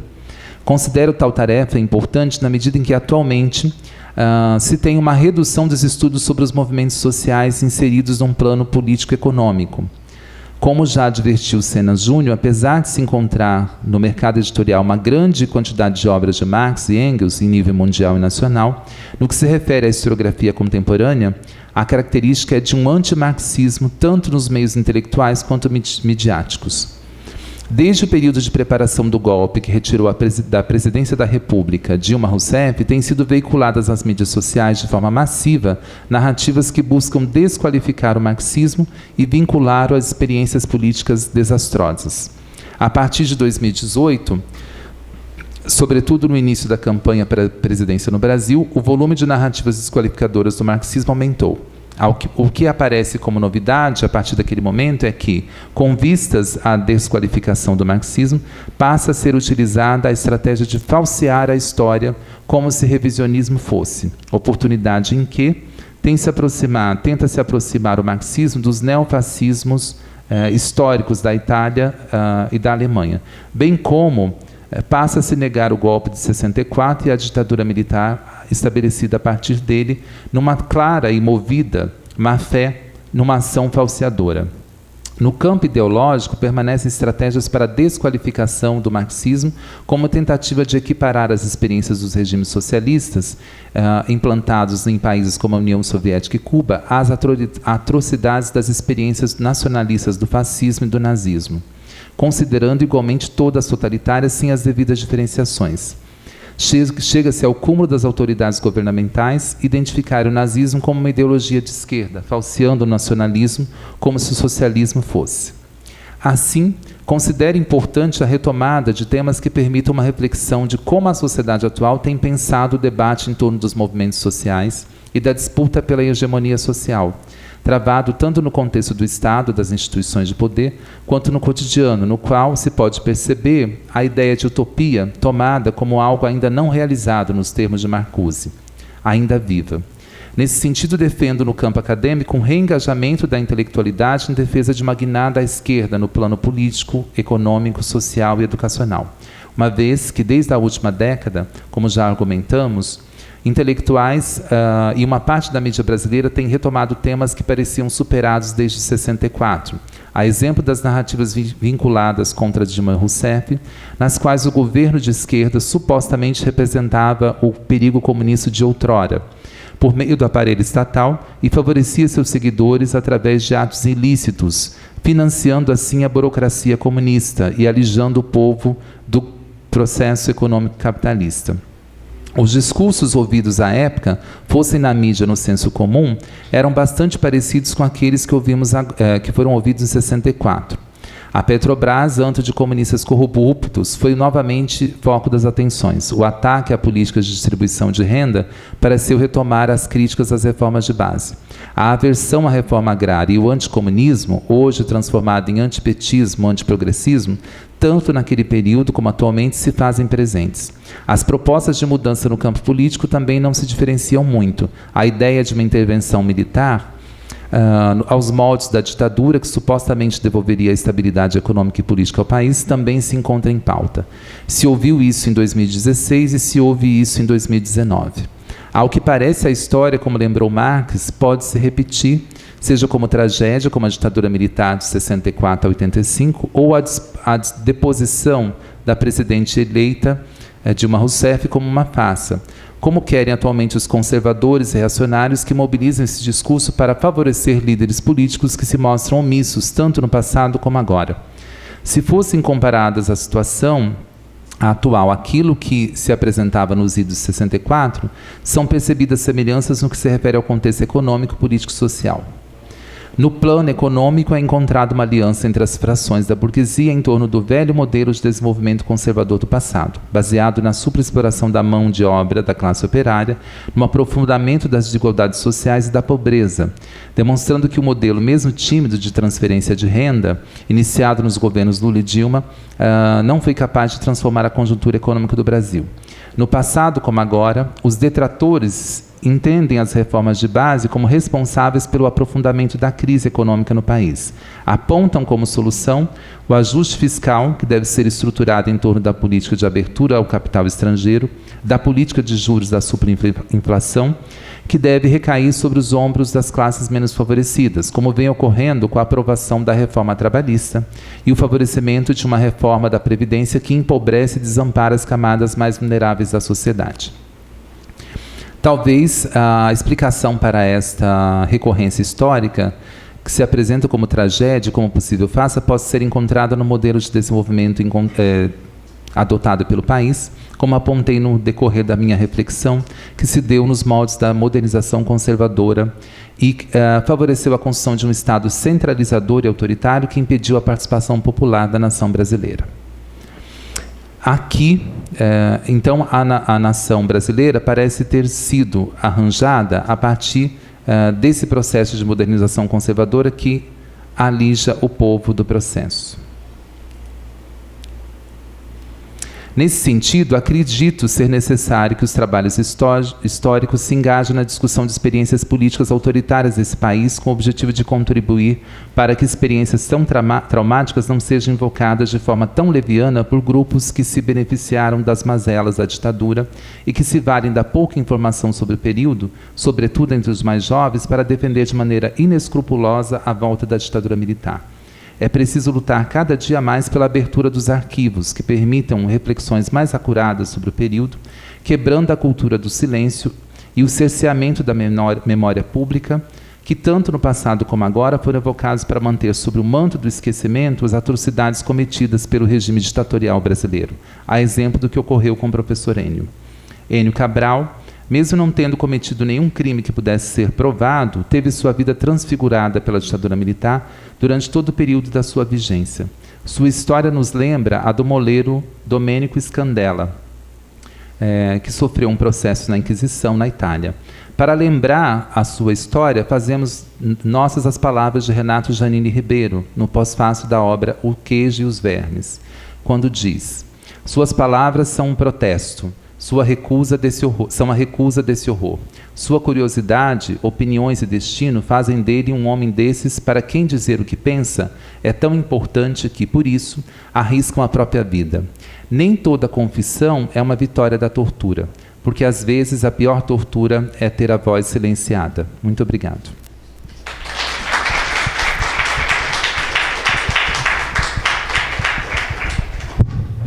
Acho que eu ultrapassei bastante o tempo, né? E você não me avisou. Não. Não? Não. Bem, gente, o professor Aguinaldo, ele se dispôs a abrir para questões, para perguntas. Então, podemos fazer 2 blocos, dependendo da demanda. Como foi ontem, né, durante a mesa. E a conferência da professora Tânia, que ela optou também por abrir. Então, quem quiser fazer alguma questão para o professor Aguinaldo, eu peço que desça aqui e fale no púlpito, por gentileza, por causa do microfone, né, que é com fio. Alguém quer fazer alguma questão? Marcela, mais alguém? Certo. Eu também gostaria de fazer uma questão. Posso fazer antes de você?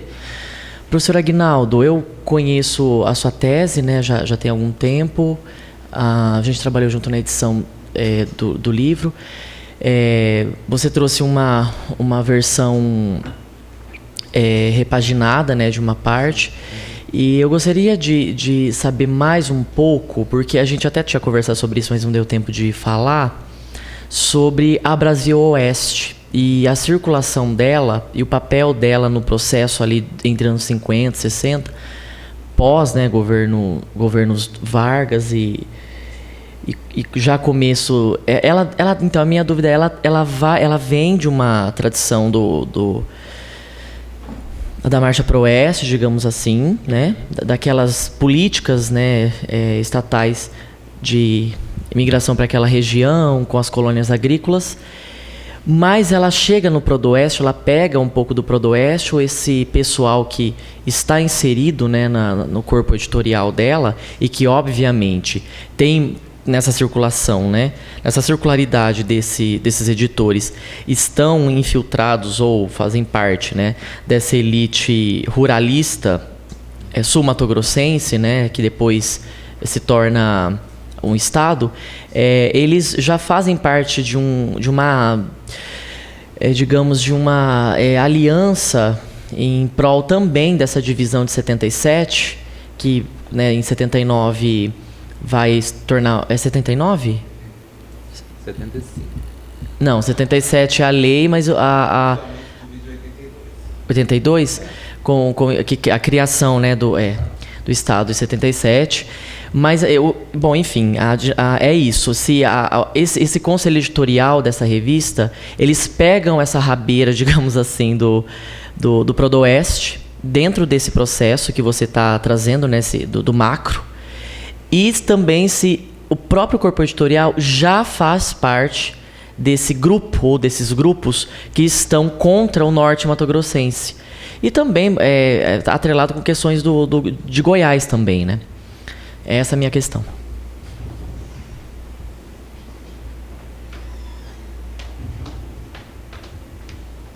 Bom dia, pessoal. Professor, eu queria saber, quando você fala que houve um inquérito contra o professor e a gente pensa na ditadura como um Estado totalmente diferente do que nós temos hoje, como que você vê essa relação entre... Porque muitos foram indenizados, a gente tem a lei da anistia, e aí pensar a nossa realidade hoje. Como que você vê essa relação dos professores contra esses inquéritos? Qual é a possível saída para isso? Obrigado. Mais alguém? Não. Comecemos, então, pela sua questão, Tony. A revista Brasil Oeste, ela circula em todo o Centro-Oeste. E como eu chamei a atenção, ela é editada em São Paulo. Qual é o objetivo dela, né? Ela circula entre 56 e 67. Então, o que vai ocorrer? Ela vem com essa ideia da Marcha para o Oeste, mas ela não é um veículo exatamente dessa discussão. Porque o que eu defendo na tese? A ideia de que existe um projeto do nacional desenvolvimentismo que vai sendo seguido pelo Vargas, Juscelino Kubitschek e também pela ditadura. Porque a linha de desenvolvimento e de projeto para o Brasil é da modernização conservadora, ou que o Gramsci chama, por exemplo, de uma revolução passiva, que é um acordo entre as elites agrárias e econômicas e o Estado, e, portanto, o Estado se transforma num aparelho desses sujeitos, e a população é totalmente alijada. Um dos pontos importantes de se pensar é que esta revista ela é tão transmissora dessa ideologia que ela é tornada utilidade pública pela Câmara de Mato Grosso através da Lei 1713, de dezembro de 61. Então, a partir de 61, ela já está ligada visceralmente ao Estado. E o Fausto Vieira, ele foi assessor de imprensa do governo de Estado. Então, ou seja, está tudo casado. Qual é o objetivo dessa revista? Vender o Centro-Oeste como um Eldorado, como um lugar em que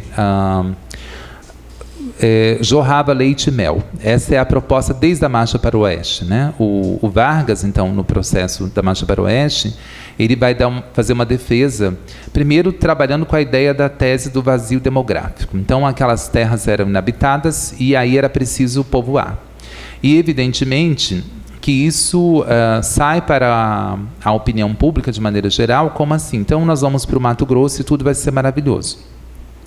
Mas é importante discutir o seguinte, eu não mostrei aqui, quem financia a revista? A Valmet, as empresas de trator, de fertilizante e as vendedoras de terras do Mato Grosso. Ou seja, essa é uma revista que nasce financiada pelo capital agrário, exportador, das multinacionais. Então, o Eldorado era para as multinacionais e para essa elite rural que se coadunava a esse projeto. O que vai acontecer com a população comum, né, digamos assim, que vai movido por esse sonho para o Centro-Oeste? Vai virar mão de obra barata e trabalhar em regime semi-escravo, né, nessas terras, porque a partir dessa perspectiva da modernização conservadora, não havia nenhuma possibilidade de inclusão. Então, se ela se torna, né, uma revista de utilidade pública para o Estado, o objetivo dela é divulgar essas ideias. E isso ocorre também, como você chamou a atenção, não só no Mato Grosso, Uno, mas também em Goiás, Rondônia. Ela, inclusive, chega a penetrar em outras regiões do norte, porque é essa ideia de que havia um vazio demográfico e uma fronteira que precisava ser protegida. Então, essa ideia vem desde o período Vargas e vai seguindo. Isso se ajusta depois com os objetivos de criar, pela Lei de Segurança Nacional, a proteção das fronteiras. Então, o Estado, sobretudo de Mato Grosso, né, o sul do Mato Grosso, mas também o Estado de Mato Grosso, é um Estado militarizado. Quando você entra naquele Estado, você já começa a ver os quartéis. E isso não é à toa, né? Porque havia uma questão de fronteira e uma suposta necessidade de segurança, mas também esse aparelho repressivo fica ali para garantir que a ordem seja cumprida e estabelecida, né? Então, ou seja, há uma linha de continuidade no pensamento dessa revista, que segue um pouco essa ideologia da Marcha para o Oeste, embora não trate-se diretamente dela, E nesse período de 56 a 67, eles fazem um duplo movimento. A defesa de vender as terras a preços de banana para, sobretudo, grupos de multinacionais ou para a elite de maneira geral. E, por outro lado, combater as ideias progressistas, porque o que se queria como projeto para o Mato Grosso é esse projeto conservador, mandonista, autoritário. Eu não sei, eu não diria, né, se o meu estudo é sobre o Mato Grosso, mas eu acho que essa é a tônica da sociedade brasileira, que isso ocorreu na maioria dos estados brasileiros, né? E aí, Marcela, a sua questão sobre o processo, né, essa é uma questão muito controversa, porque essa documentação, eu não pude falar disso porque me detive aqui ao texto, mas foi muito interessante como é que eu descobri esse sujeito e esse processo. Eu estava fazendo doutorado na Unicamp e eu morava no Pará. Então eu estudava escolas da Várzea, que eram as escolas ribeirinhas, que era muito interessante. Quando eu vim para Mato Grosso, né, que foi quando eu conheci Tony Robson, que eu virei professor no Mato Grosso, eu tive que mudar de tema porque eu não tinha como fazer a pesquisa no Pará, porque eram escolas ribeirinhas que eu tinha que ir de barco 12 horas para encontrar as pessoas, etc. Então não tinha jeito. E aí eu fiquei procurando um tema. E aí eu li uma obra que falava um pouco desse contexto da ditadura, porque a ditadura militar, no caso do Mato Grosso, existem pouquíssimos trabalhos, né? O trabalho do professor Eudes Fernando Leites, que é lá de Dourado, da professora Suzana Aracaki, do professor Fausto Mato Grosso, que é de Campo Grande, e Aracaki, que é da região de Dourados ali, mas é de uma outra cidade chamada Mambai. Então tem pouquíssimos trabalhos. Isso me instigou para pensar o seguinte: olha, quando se fala em ditadura, tem uma bibliografia muito vasta, inclusive eles vivem brigando porque cada um tem uma perspectiva. Mas e os interiores? Como é que essa ditadura ocorreu ali, né? Então, lendo esse trabalho, eu tomei conhecimento de que havia ocorrido processo contra alguns sujeitos, né, na cidade de Aquidauana. E eu fui ao fórum atrás do processo e queria saber desse processo. Então eu digo que a minha pesquisa começou como aquele filme Uma Cidade Sem Passado, porque a cidade de Aquidauana nunca tratou da ideia da ditadura. Aquela cidade maravilhosa, não ocorreu ditadura lá. Se você for perguntar para as pessoas, isso não ocorreu. Quando você pergunta do professor Enio Cabral, as pessoas vão falar assim: ele era um visionário, um louco, um bêbado, né? Ninguém tem uma memória positiva do Enio na cidade, porque evidentemente é uma cidade conservadora. Quando eu cheguei no fórum, a secretária falou assim: olha, esse processo já não existe mais, então desista. E aí um dia, caminhando lá na cidade, um senhor me para de carro e me chama. Eu falei: quem será esse homem? Já fiquei suspeitando das intenções daquele senhor. Mas, enfim, ele disse: você estava no fórum hoje? Eu falei: sim, estava. Eu falei: será que já começou a perseguição de novo? Ele falou: eu sei onde está o processo que você quer. Eu falei: não acredito nisso. Veio do além. E aí ele falou: então você faz uma petição, redige de próprio punho, e você leva lá que eu vou conversar com o juiz. Então eu devo a essa alma o processo. E eu fui lá no outro dia, entreguei a petição, e em 2 dias depois o juiz deferiu e pediu que eu fosse lá xerocar o processo. Então aí eu tive o contato com esse processo, que tem 456 páginas, e aí é interessante, entro na resposta da sua questão, que é assim: o que era o IPM, né, o Inquérito Policial Militar? Ele era um instrumento pseudo-jurídico, né, dos militares, que esperaram o golpe, né, para se instituir isso, de investigar. Então, eles não estavam fazendo nada demais, eles estavam investigando. Só que para investigar, primeiro eles prendiam, torturavam, faziam assinar a confissão, e a partir daí eles poderiam transformar isso num devido processo legal. O caso do Enio é emblemático, por quê? Porque quando chega na justiça, né, de fato, o juiz oferece a investigação, mas em seguida o promotor diz o seguinte: olha, vamos encerrar esse caso porque não tem a menor pertinência, pode liberar, né, o réu, nesse caso aqui, porque ele não oferece perigo para a investigação. E logo em seguida ele é absolvido. Por quê? Porque todas as acusações eram obtidas, primeiro, a partir de tortura, então isso, de certa maneira, invalidaria, né, o processo, mas também sobre ouvir dizer, e não havia nenhum fato concreto, porque assim, qual era o crime do Enio? Ele tinha um filho que chamava Luiz Carlos Cabral, que não era Prestes, mas os militares disseram que era Prestes. Ele tinha obras do Marx na biblioteca dele, também não fazia sentido. Ele tinha obras de sexo na biblioteca dele? Tinha, mas não quer dizer que a pessoa é comunista, que ela não faz sexo. Então, ou seja, não tinha nada objetivo, nem claro, que provasse digamos assim, a culpa do Enio. Então, ele acaba sendo absolvido. Só que isso vira um transtorno, porque num contexto autoritário, não importa se você cometeu o crime ou não. Como você já foi investigado, primeiro tem a questão da mácula que se forma em relação a você, que foi preso pelos militares. Então você é um subversivo. A cidade inteira tratou o Enio como um comunista e um indivíduo que era perigoso. Então, a partir daí, ele não consegue emprego, ele não consegue mais atuar como professor, e ele tem a sua vida totalmente destruída, né, por conta disso. Quando ele entra com o processo para pedir indenização, né, da anistia, essa ação é negada. Eu tive acesso à ação e negam a ação dele porque não ficou configurado assim para a anistia, não estava claro que ele merecia a indenização. Isso abre para nós uma discussão muito interessante no caso da anistia brasileira, que, ao contrário da Argentina, que conseguiu fazer uma catarse pública sobre os crimes cometidos pelos militares, e a sociedade argentina tomou isso como um dever cívico de passar essa história limpo e punir os culpados. No caso brasileiro, como tudo, né, a maioria das coisas que ocorrem no Brasil, nós, de certa maneira, mascaramos essa discussão. E a comissão de anistia, que inclusive o meu amigo foi presidente dela durante um tempo, acabou se transformando no Brasil numa questão de tentativa, motivada pelo próprio esforço dos militares, de reconciliação nacional. Então, o que a Comissão da Anistia fez? Pede desculpa para as pessoas.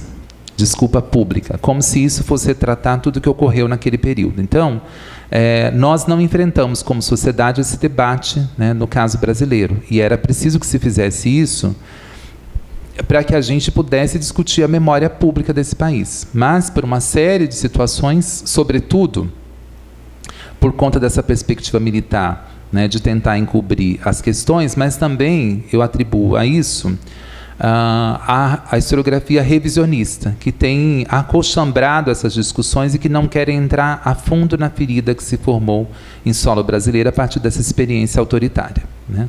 Por exemplo, pensar a ideia de uma dita branda, né? Minimizar a tortura e dizer que esse é um fenômeno localizado, isso não contribui, né, para a sociedade brasileira para que a gente possa resolver esse trauma. E aí, pensando no contexto atual, que essas perseguições têm ocorrido, eu não teria uma resposta, assim, porque a gente, na verdade, tem que se defender, primeiro, pensando muito bem no que a gente fala, como fala, e estabelecendo uma rede, né, de proteção aí, entre os próprios educadores, entre as universidades. Mas isso é uma questão muito difícil e controversa, porque o que a gente tem assistido é o contrário. Por exemplo, eu vou falar da minha universidade, que eu não quero falar das dos outros, né?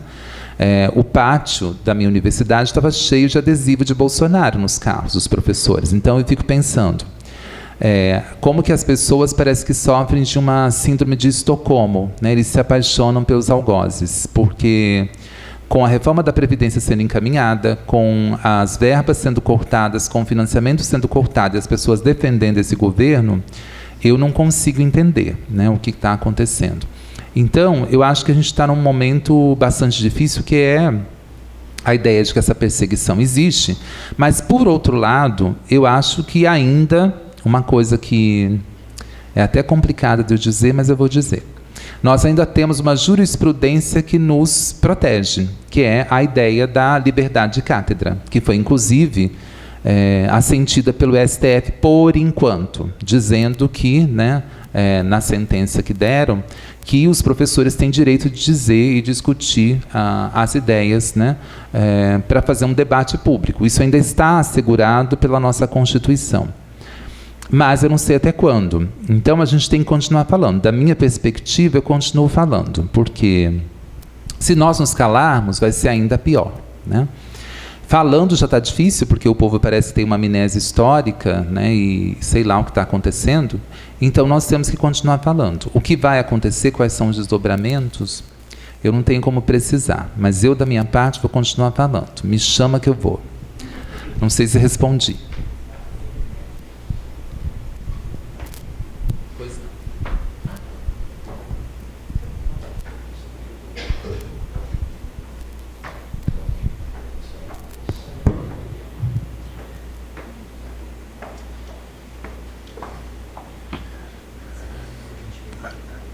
Se apresentar de novo? Ah, tá. Eu me chamo Jonathan, sou aluno aqui da pós-graduação. Queria parabenizá-lo pela explanação. A minha questão, ela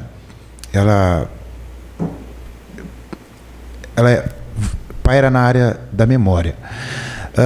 Hoje em dia, se tivermos a disposição e o saco de ficar na frente da televisão assistindo o jornal, nós vemos aqueles jornais sangrentos, que parece que na esquina da sua casa está acontecendo, tem alguém sumindo, está acontecendo um crime violento e etc.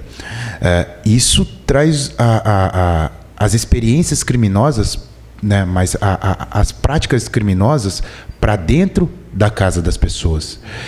Nesse caso, das pessoas que negam a ditadura militar, não todos, mas a falta de experiências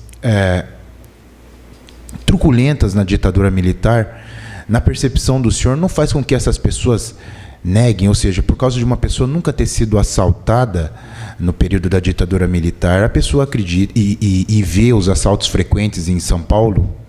A pessoa fala, nossa, mas no período da ditadura militar não existia assalto, porque eu fui lá e nunca fui assaltado. E agora parece que se eu pisar em São Paulo, eu vou ser morto. Se eu for no Rio de Janeiro, eu vou levar um tiro na cabeça de bala perdida. O senhor não acredita que há essa... Por que eu não falei que não em todos os casos? Esses dias eu estava vendo a entrevista do cantor Amado Batista, que ele foi preso. Preso não, ele recebeu uma conversinha de pé de ouvido dos militares, teve músicas censuradas, mas ainda assim defendia o regime. Que atualmente há uma certa demanda por história. Desde a Segunda Guerra Mundial, as ideologias que antes eram alicerçadas pela história, o Nietzsche, ele fala que, nas considerações extemporâneas, ele fala que a história no século dele, e depois até a Segunda Guerra Mundial, as ideologias elas utilizavam a história para comprovar ou para legitimar as suas idealizações de futuro. Depois da Segunda Guerra Mundial, isso aí há um grande baque na sociedade ocidental. E atualmente, o Hartog, o Proust, o Legoff, naquele livro Memória e História, ele fala que atualmente há uma demanda muito grande pela memória que os historiadores não estão conseguindo acompanhar. Nesse caso da ditadura militar, o senhor acha que falta uma experiência histórica para essas pessoas, por isso que essas pessoas utilizam esse tipo de discurso? É essa a questão. Jonathan, né? Tá. Então, eu acho que tem duas coisas importantes que a gente tem que considerar. Primeiro é o seguinte: a historiografia sobre a ditadura militar, na minha opinião, né, não estou falando pelos outros, mas sim a partir da minha pesquisa, ela deixou uma lacuna muito clara, que é o cotidiano da ditadura. Os estudos sobre ditadura no Brasil, eles se localizaram muito em alguns temas. Então, por exemplo, a atuação comunista, a luta armada, né, ou a questão cultural na ditadura militar. Não existe, tem pouquíssimos trabalhos, em verdade, sobre a questão do cotidiano da ditadura, que seria um pouco o que você está levantando aqui. E nesse cotidiano da ditadura, você pega as diversas cidades, sobretudo do interior do Brasil. Se você fosse uma pessoa ordeira, que levantasse de manhã, ouvisse a propaganda que era feita pelos militares no rádio, né, ou na TV, fosse trabalhar, voltasse, deitasse, fosse à igreja, nada ia te acontecer, nem no governo Bolsonaro. Mas a gente tem que pensar o seguinte, a partir dessa historiografia do cotidiano, quais eram os dispositivos empregados para que se construísse uma memória positiva do regime. Uma das coisas que está colocada é a própria propaganda. Você tem a mídia brasileira nesse período totalmente cooptada e direcionada para o regime, que vai fazer uma defesa positiva. Então, na maioria dos casos, essa ditadura ela passava despercebida porque o mecanismo do autoritarismo, que é o direito de você não poder falar, de você não poder debater, de você não poder se reunir, de você não poder circular em alguns momentos, não era percebido como um cerceamento, e isso é um cerceamento. E por que a sociedade brasileira não percebe isso? Porque, de certa maneira, existe no DNA dessa sociedade um autoritarismo desde o processo colonial, e as pessoas estão acostumadas a não questionar as questões políticas e viver o cotidiano como se nada tivesse ocorrido. Então, se você for fazer uma entrevista com as pessoas que viveram no período da ditadura militar, que viviam ordeiramente nas pequenas cidades no interior e que seguiam, digamos assim, os trâmites, elas vão ter uma visão positiva da ditadura. Mas a historiografia recente tem levantado, por exemplo, os processos de corrupção que a ditadura estava envolvida, né, com organizações internacionais, com desvio de verba, ou seja, toda essa questão já existia lá. Só que, evidentemente, isso não aparecia, porque havia censura. Então, a censura é um elemento importante para criar essa memória positiva em relação ao regime. E aí, você tem razão, ou seja, essas pessoas não têm uma consciência histórica em relação às atrocidades da ditadura, porque não ocorreu diretamente com elas. O que aconteceu com elas foi a experiência de uma vigília constante e de um processo de impedir que elas mesmas pensassem. Que aí entra todo o aparato da indústria cultural para desviar o foco, né? Porque se você pegar, por exemplo, a música, o que a música estava fazendo nesse momento? Tinha o pessoal do Iê, Iê, Iê, tinha umas músicas que era Eu Te Amo, Meu Brasil, e por aí vai, e o espaço que havia na mídia para as propostas de linguagem de oposição era extremamente pequeno, né? Então, você tem, por exemplo, para pegar um exemplo da MPB, o Caetano e o Gil são exilados. E aí quem fica no Brasil é a Gal, que passa meio despercebido e faz uma certa oposição, mas isso não aparecia diretamente. Então, esse problema de não poder se manifestar e, sobretudo, de ter um aparelho repressivo que cotidianamente constrói a ideia de uma sociedade ordeira, sobretudo no campo educacional, porque o que era a escola no regime militar? Era uma educação funcionalista de vertente durkheimiana. A escola tinha que te doutrinar, então cantava o hino, tinha a educação moral e cívica, o SPB. Então, o Enio ele é um ponto fora da curva, porque os outros professores estavam fazendo o quê? Cantando o hino. Né? Tem uma passagem aqui que, no processo em que acusam o Enio de ter jurado a bandeira da União Soviética com os alunos no pátio. Ele nega que tenha feito isso e eu acho que ele não era louco bastante para fazer isso. Em 64, né? Porque ele era uma pessoa minimamente informada, ele sabia que a coisa não estava boa. Então, certamente, ele não fez isso. Mas ele fazia outras coisas que iam contrário à ideia que se pensava da educação naquele momento. Então, o que eu penso? Que nós, historiadores, temos que começar a fazer estudos sobre o cotidiano da ditadura, que não aparece. A gente tem que sair dos grandes marcos da guerrilha, da atuação do PCB, do comunismo, e pensar o seguinte: como é que as pessoas viviam, né, no dia a dia durante a ditadura? Se você pensar que a partir das 10 horas, em algumas regiões, você não podia mais se locomover, isso não é repressão? Se você pensar quais os programas de TV que essas pessoas assistiam, as novelas eram censuradas, as músicas eram censuradas, então é o seguinte, nós vivíamos como numa ilha, é como se fosse um Big Brother, né? E o indivíduo segue o val da balsa, ele não vai questionar nada. Daí porque se tem a impressão de que nada acontecia na ditadura e a ditadura era melhor. Isso é uma estratégia de memória. Os militares pensaram de maneira bastante contundente como construir uma memória positiva, né?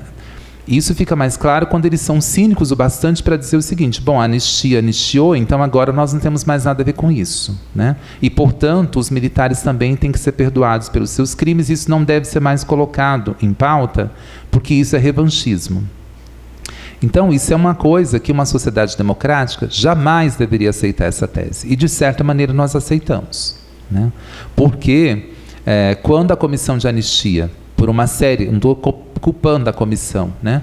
Mas o Estado brasileiro não quis enfrentar esse problema da memória sobre a ditadura. Eles fizeram uma espécie de acolchambramento da questão para evitar, digamos assim, conflitos maiores, né? Então, eu acho que esses estudos sobre o cotidiano da ditadura é um ponto ainda que a historiografia deve explorar.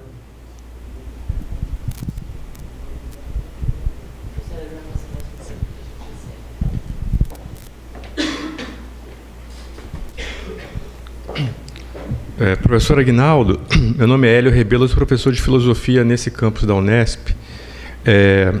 Eu agradeço pela sua fala e pelo seu trabalho bastante instigante, não é? Bom, eu não sou especialista no assunto, mas eu tenho muito interesse em tudo que foi discutido. Principalmente, recentemente, umas 2 semanas atrás, foi lançado um livro chamado O Livro Vermelho da Intolerância. É um livro produzido por uma professora de História chamada Aline Loreto.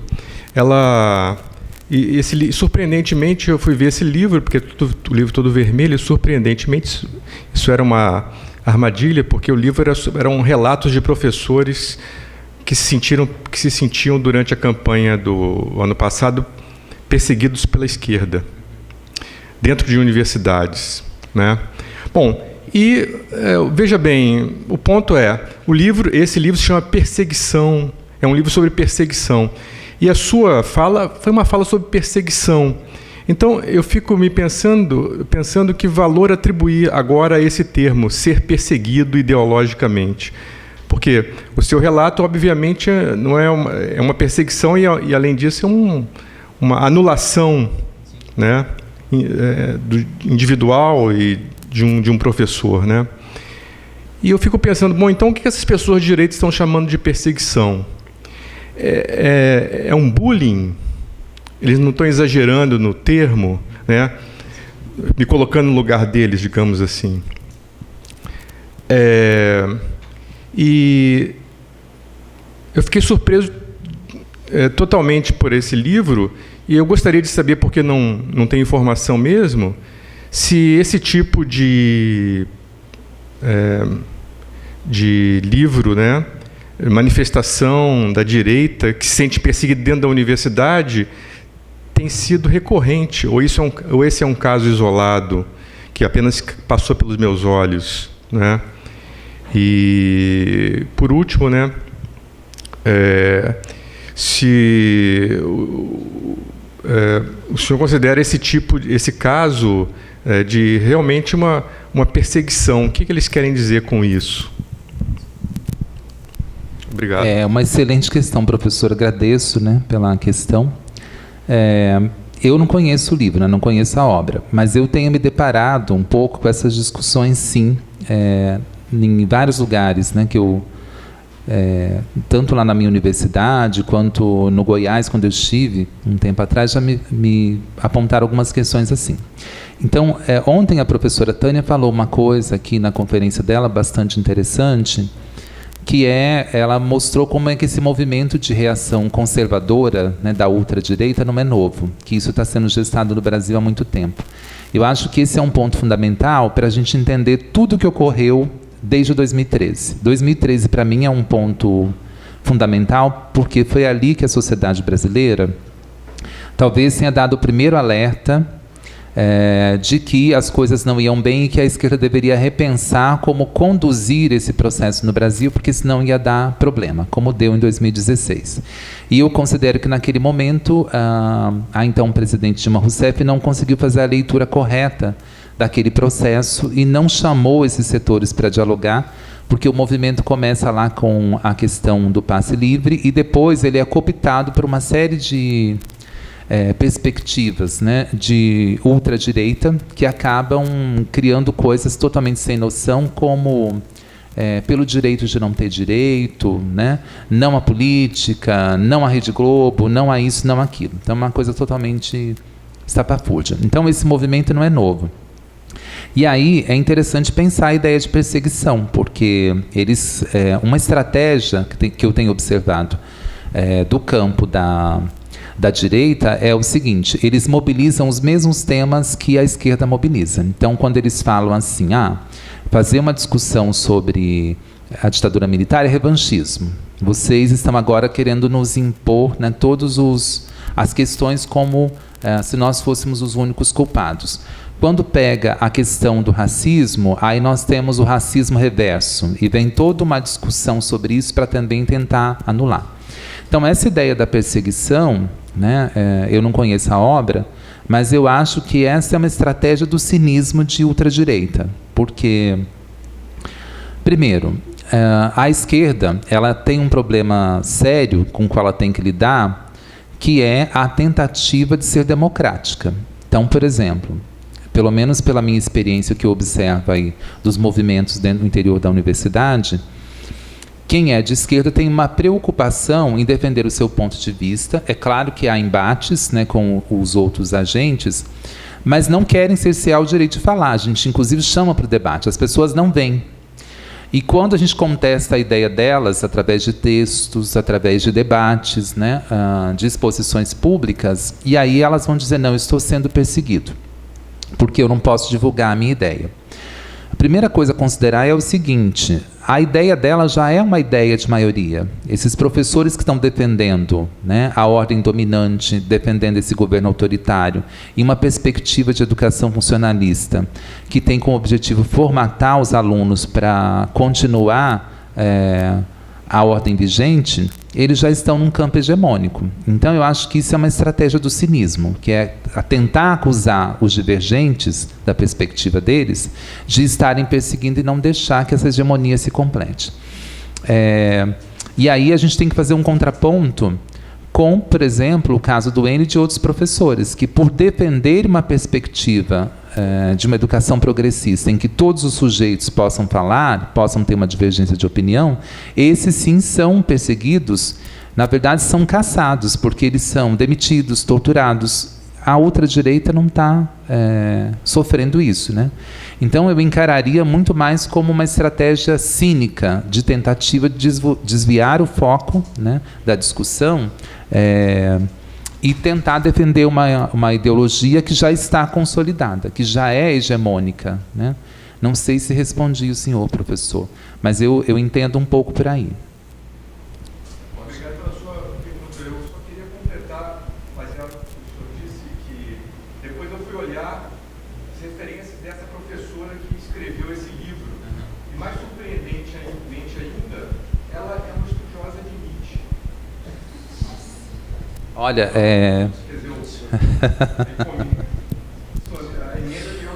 o Nietzsche certamente deve estar envergonhadíssimo, né? Ele deve falar: queime os meus livros, né? Mas não é a única, né? A gente tem vários intelectuais aí que capitularam e que falaram: esqueça tudo que eu escrevi e eu vou botar fogo na biblioteca, porque tem feito coisas que até Deus duvida, né? Que é uma coisa horrorosa. E eu fico pensando o seguinte, né, só para fechar essa provocação importante que o senhor fez, eu queria saber por que essas pessoas estão na universidade e por que elas estão na escola. Porque trabalho, tudo é trabalho. Então, na universidade ou na escola, você vai quando você tem uma perspectiva social. A escola e a universidade é um espaço da sociedade, e ela tem que existir para fazer a defesa desses direitos, desses sujeitos.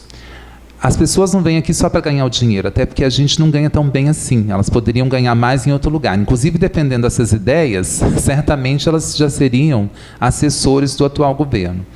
Então, eu não sei o que essas pessoas vêm fazer na universidade, porque perdem a dimensão social do que é a universidade, o que é o campo das ciências humanas, e prestam um desserviço, né?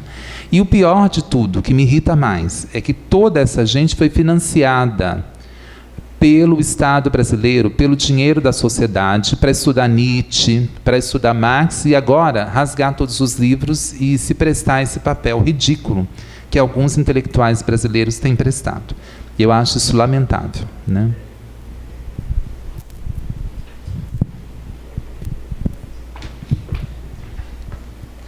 Muito obrigado, professor Aguinaldo, por ter vindo, por ter aceitado o convite, por estar aqui conosco. Em nome da comissão organizadora, gostaria de agradecer novamente por ter se disponibilizado a vir aqui pessoalmente. Lembro a todos e a todas que nós não temos fomento, né, para fazer o evento. O professor Aguinaldo se dispôs a vir presencialmente com afastamento da universidade, né, mas com os próprios recursos. Dado que a gente ia fazer por videoconferência, né, algumas palestras e conferências, assim como a professora Rosângela ontem, eu lembrei, né, também foi assim, o Robson que está aqui. Então, agradeço vocês novamente por isso. Oi? Eu vou dar alguns recados. Então, encerramos a conferência. Muito obrigado. Bom, só queria agradecer, Tony, então, Sim. o convite que me foi feito pela comissão organizadora, né, sobretudo na sua pessoa, Marcela, Daniel, Ellen, aquele menino, Tiago, Tiago, né? Luiz, desculpa. Luiz, a o Léo. Letícia, que eu conheci hoje, Léo e os demais que estão por aí. Foi um prazer. E eu sou do Bloco da Mangueira, gente. É só me chamar que eu vou. Eu gostaria de dar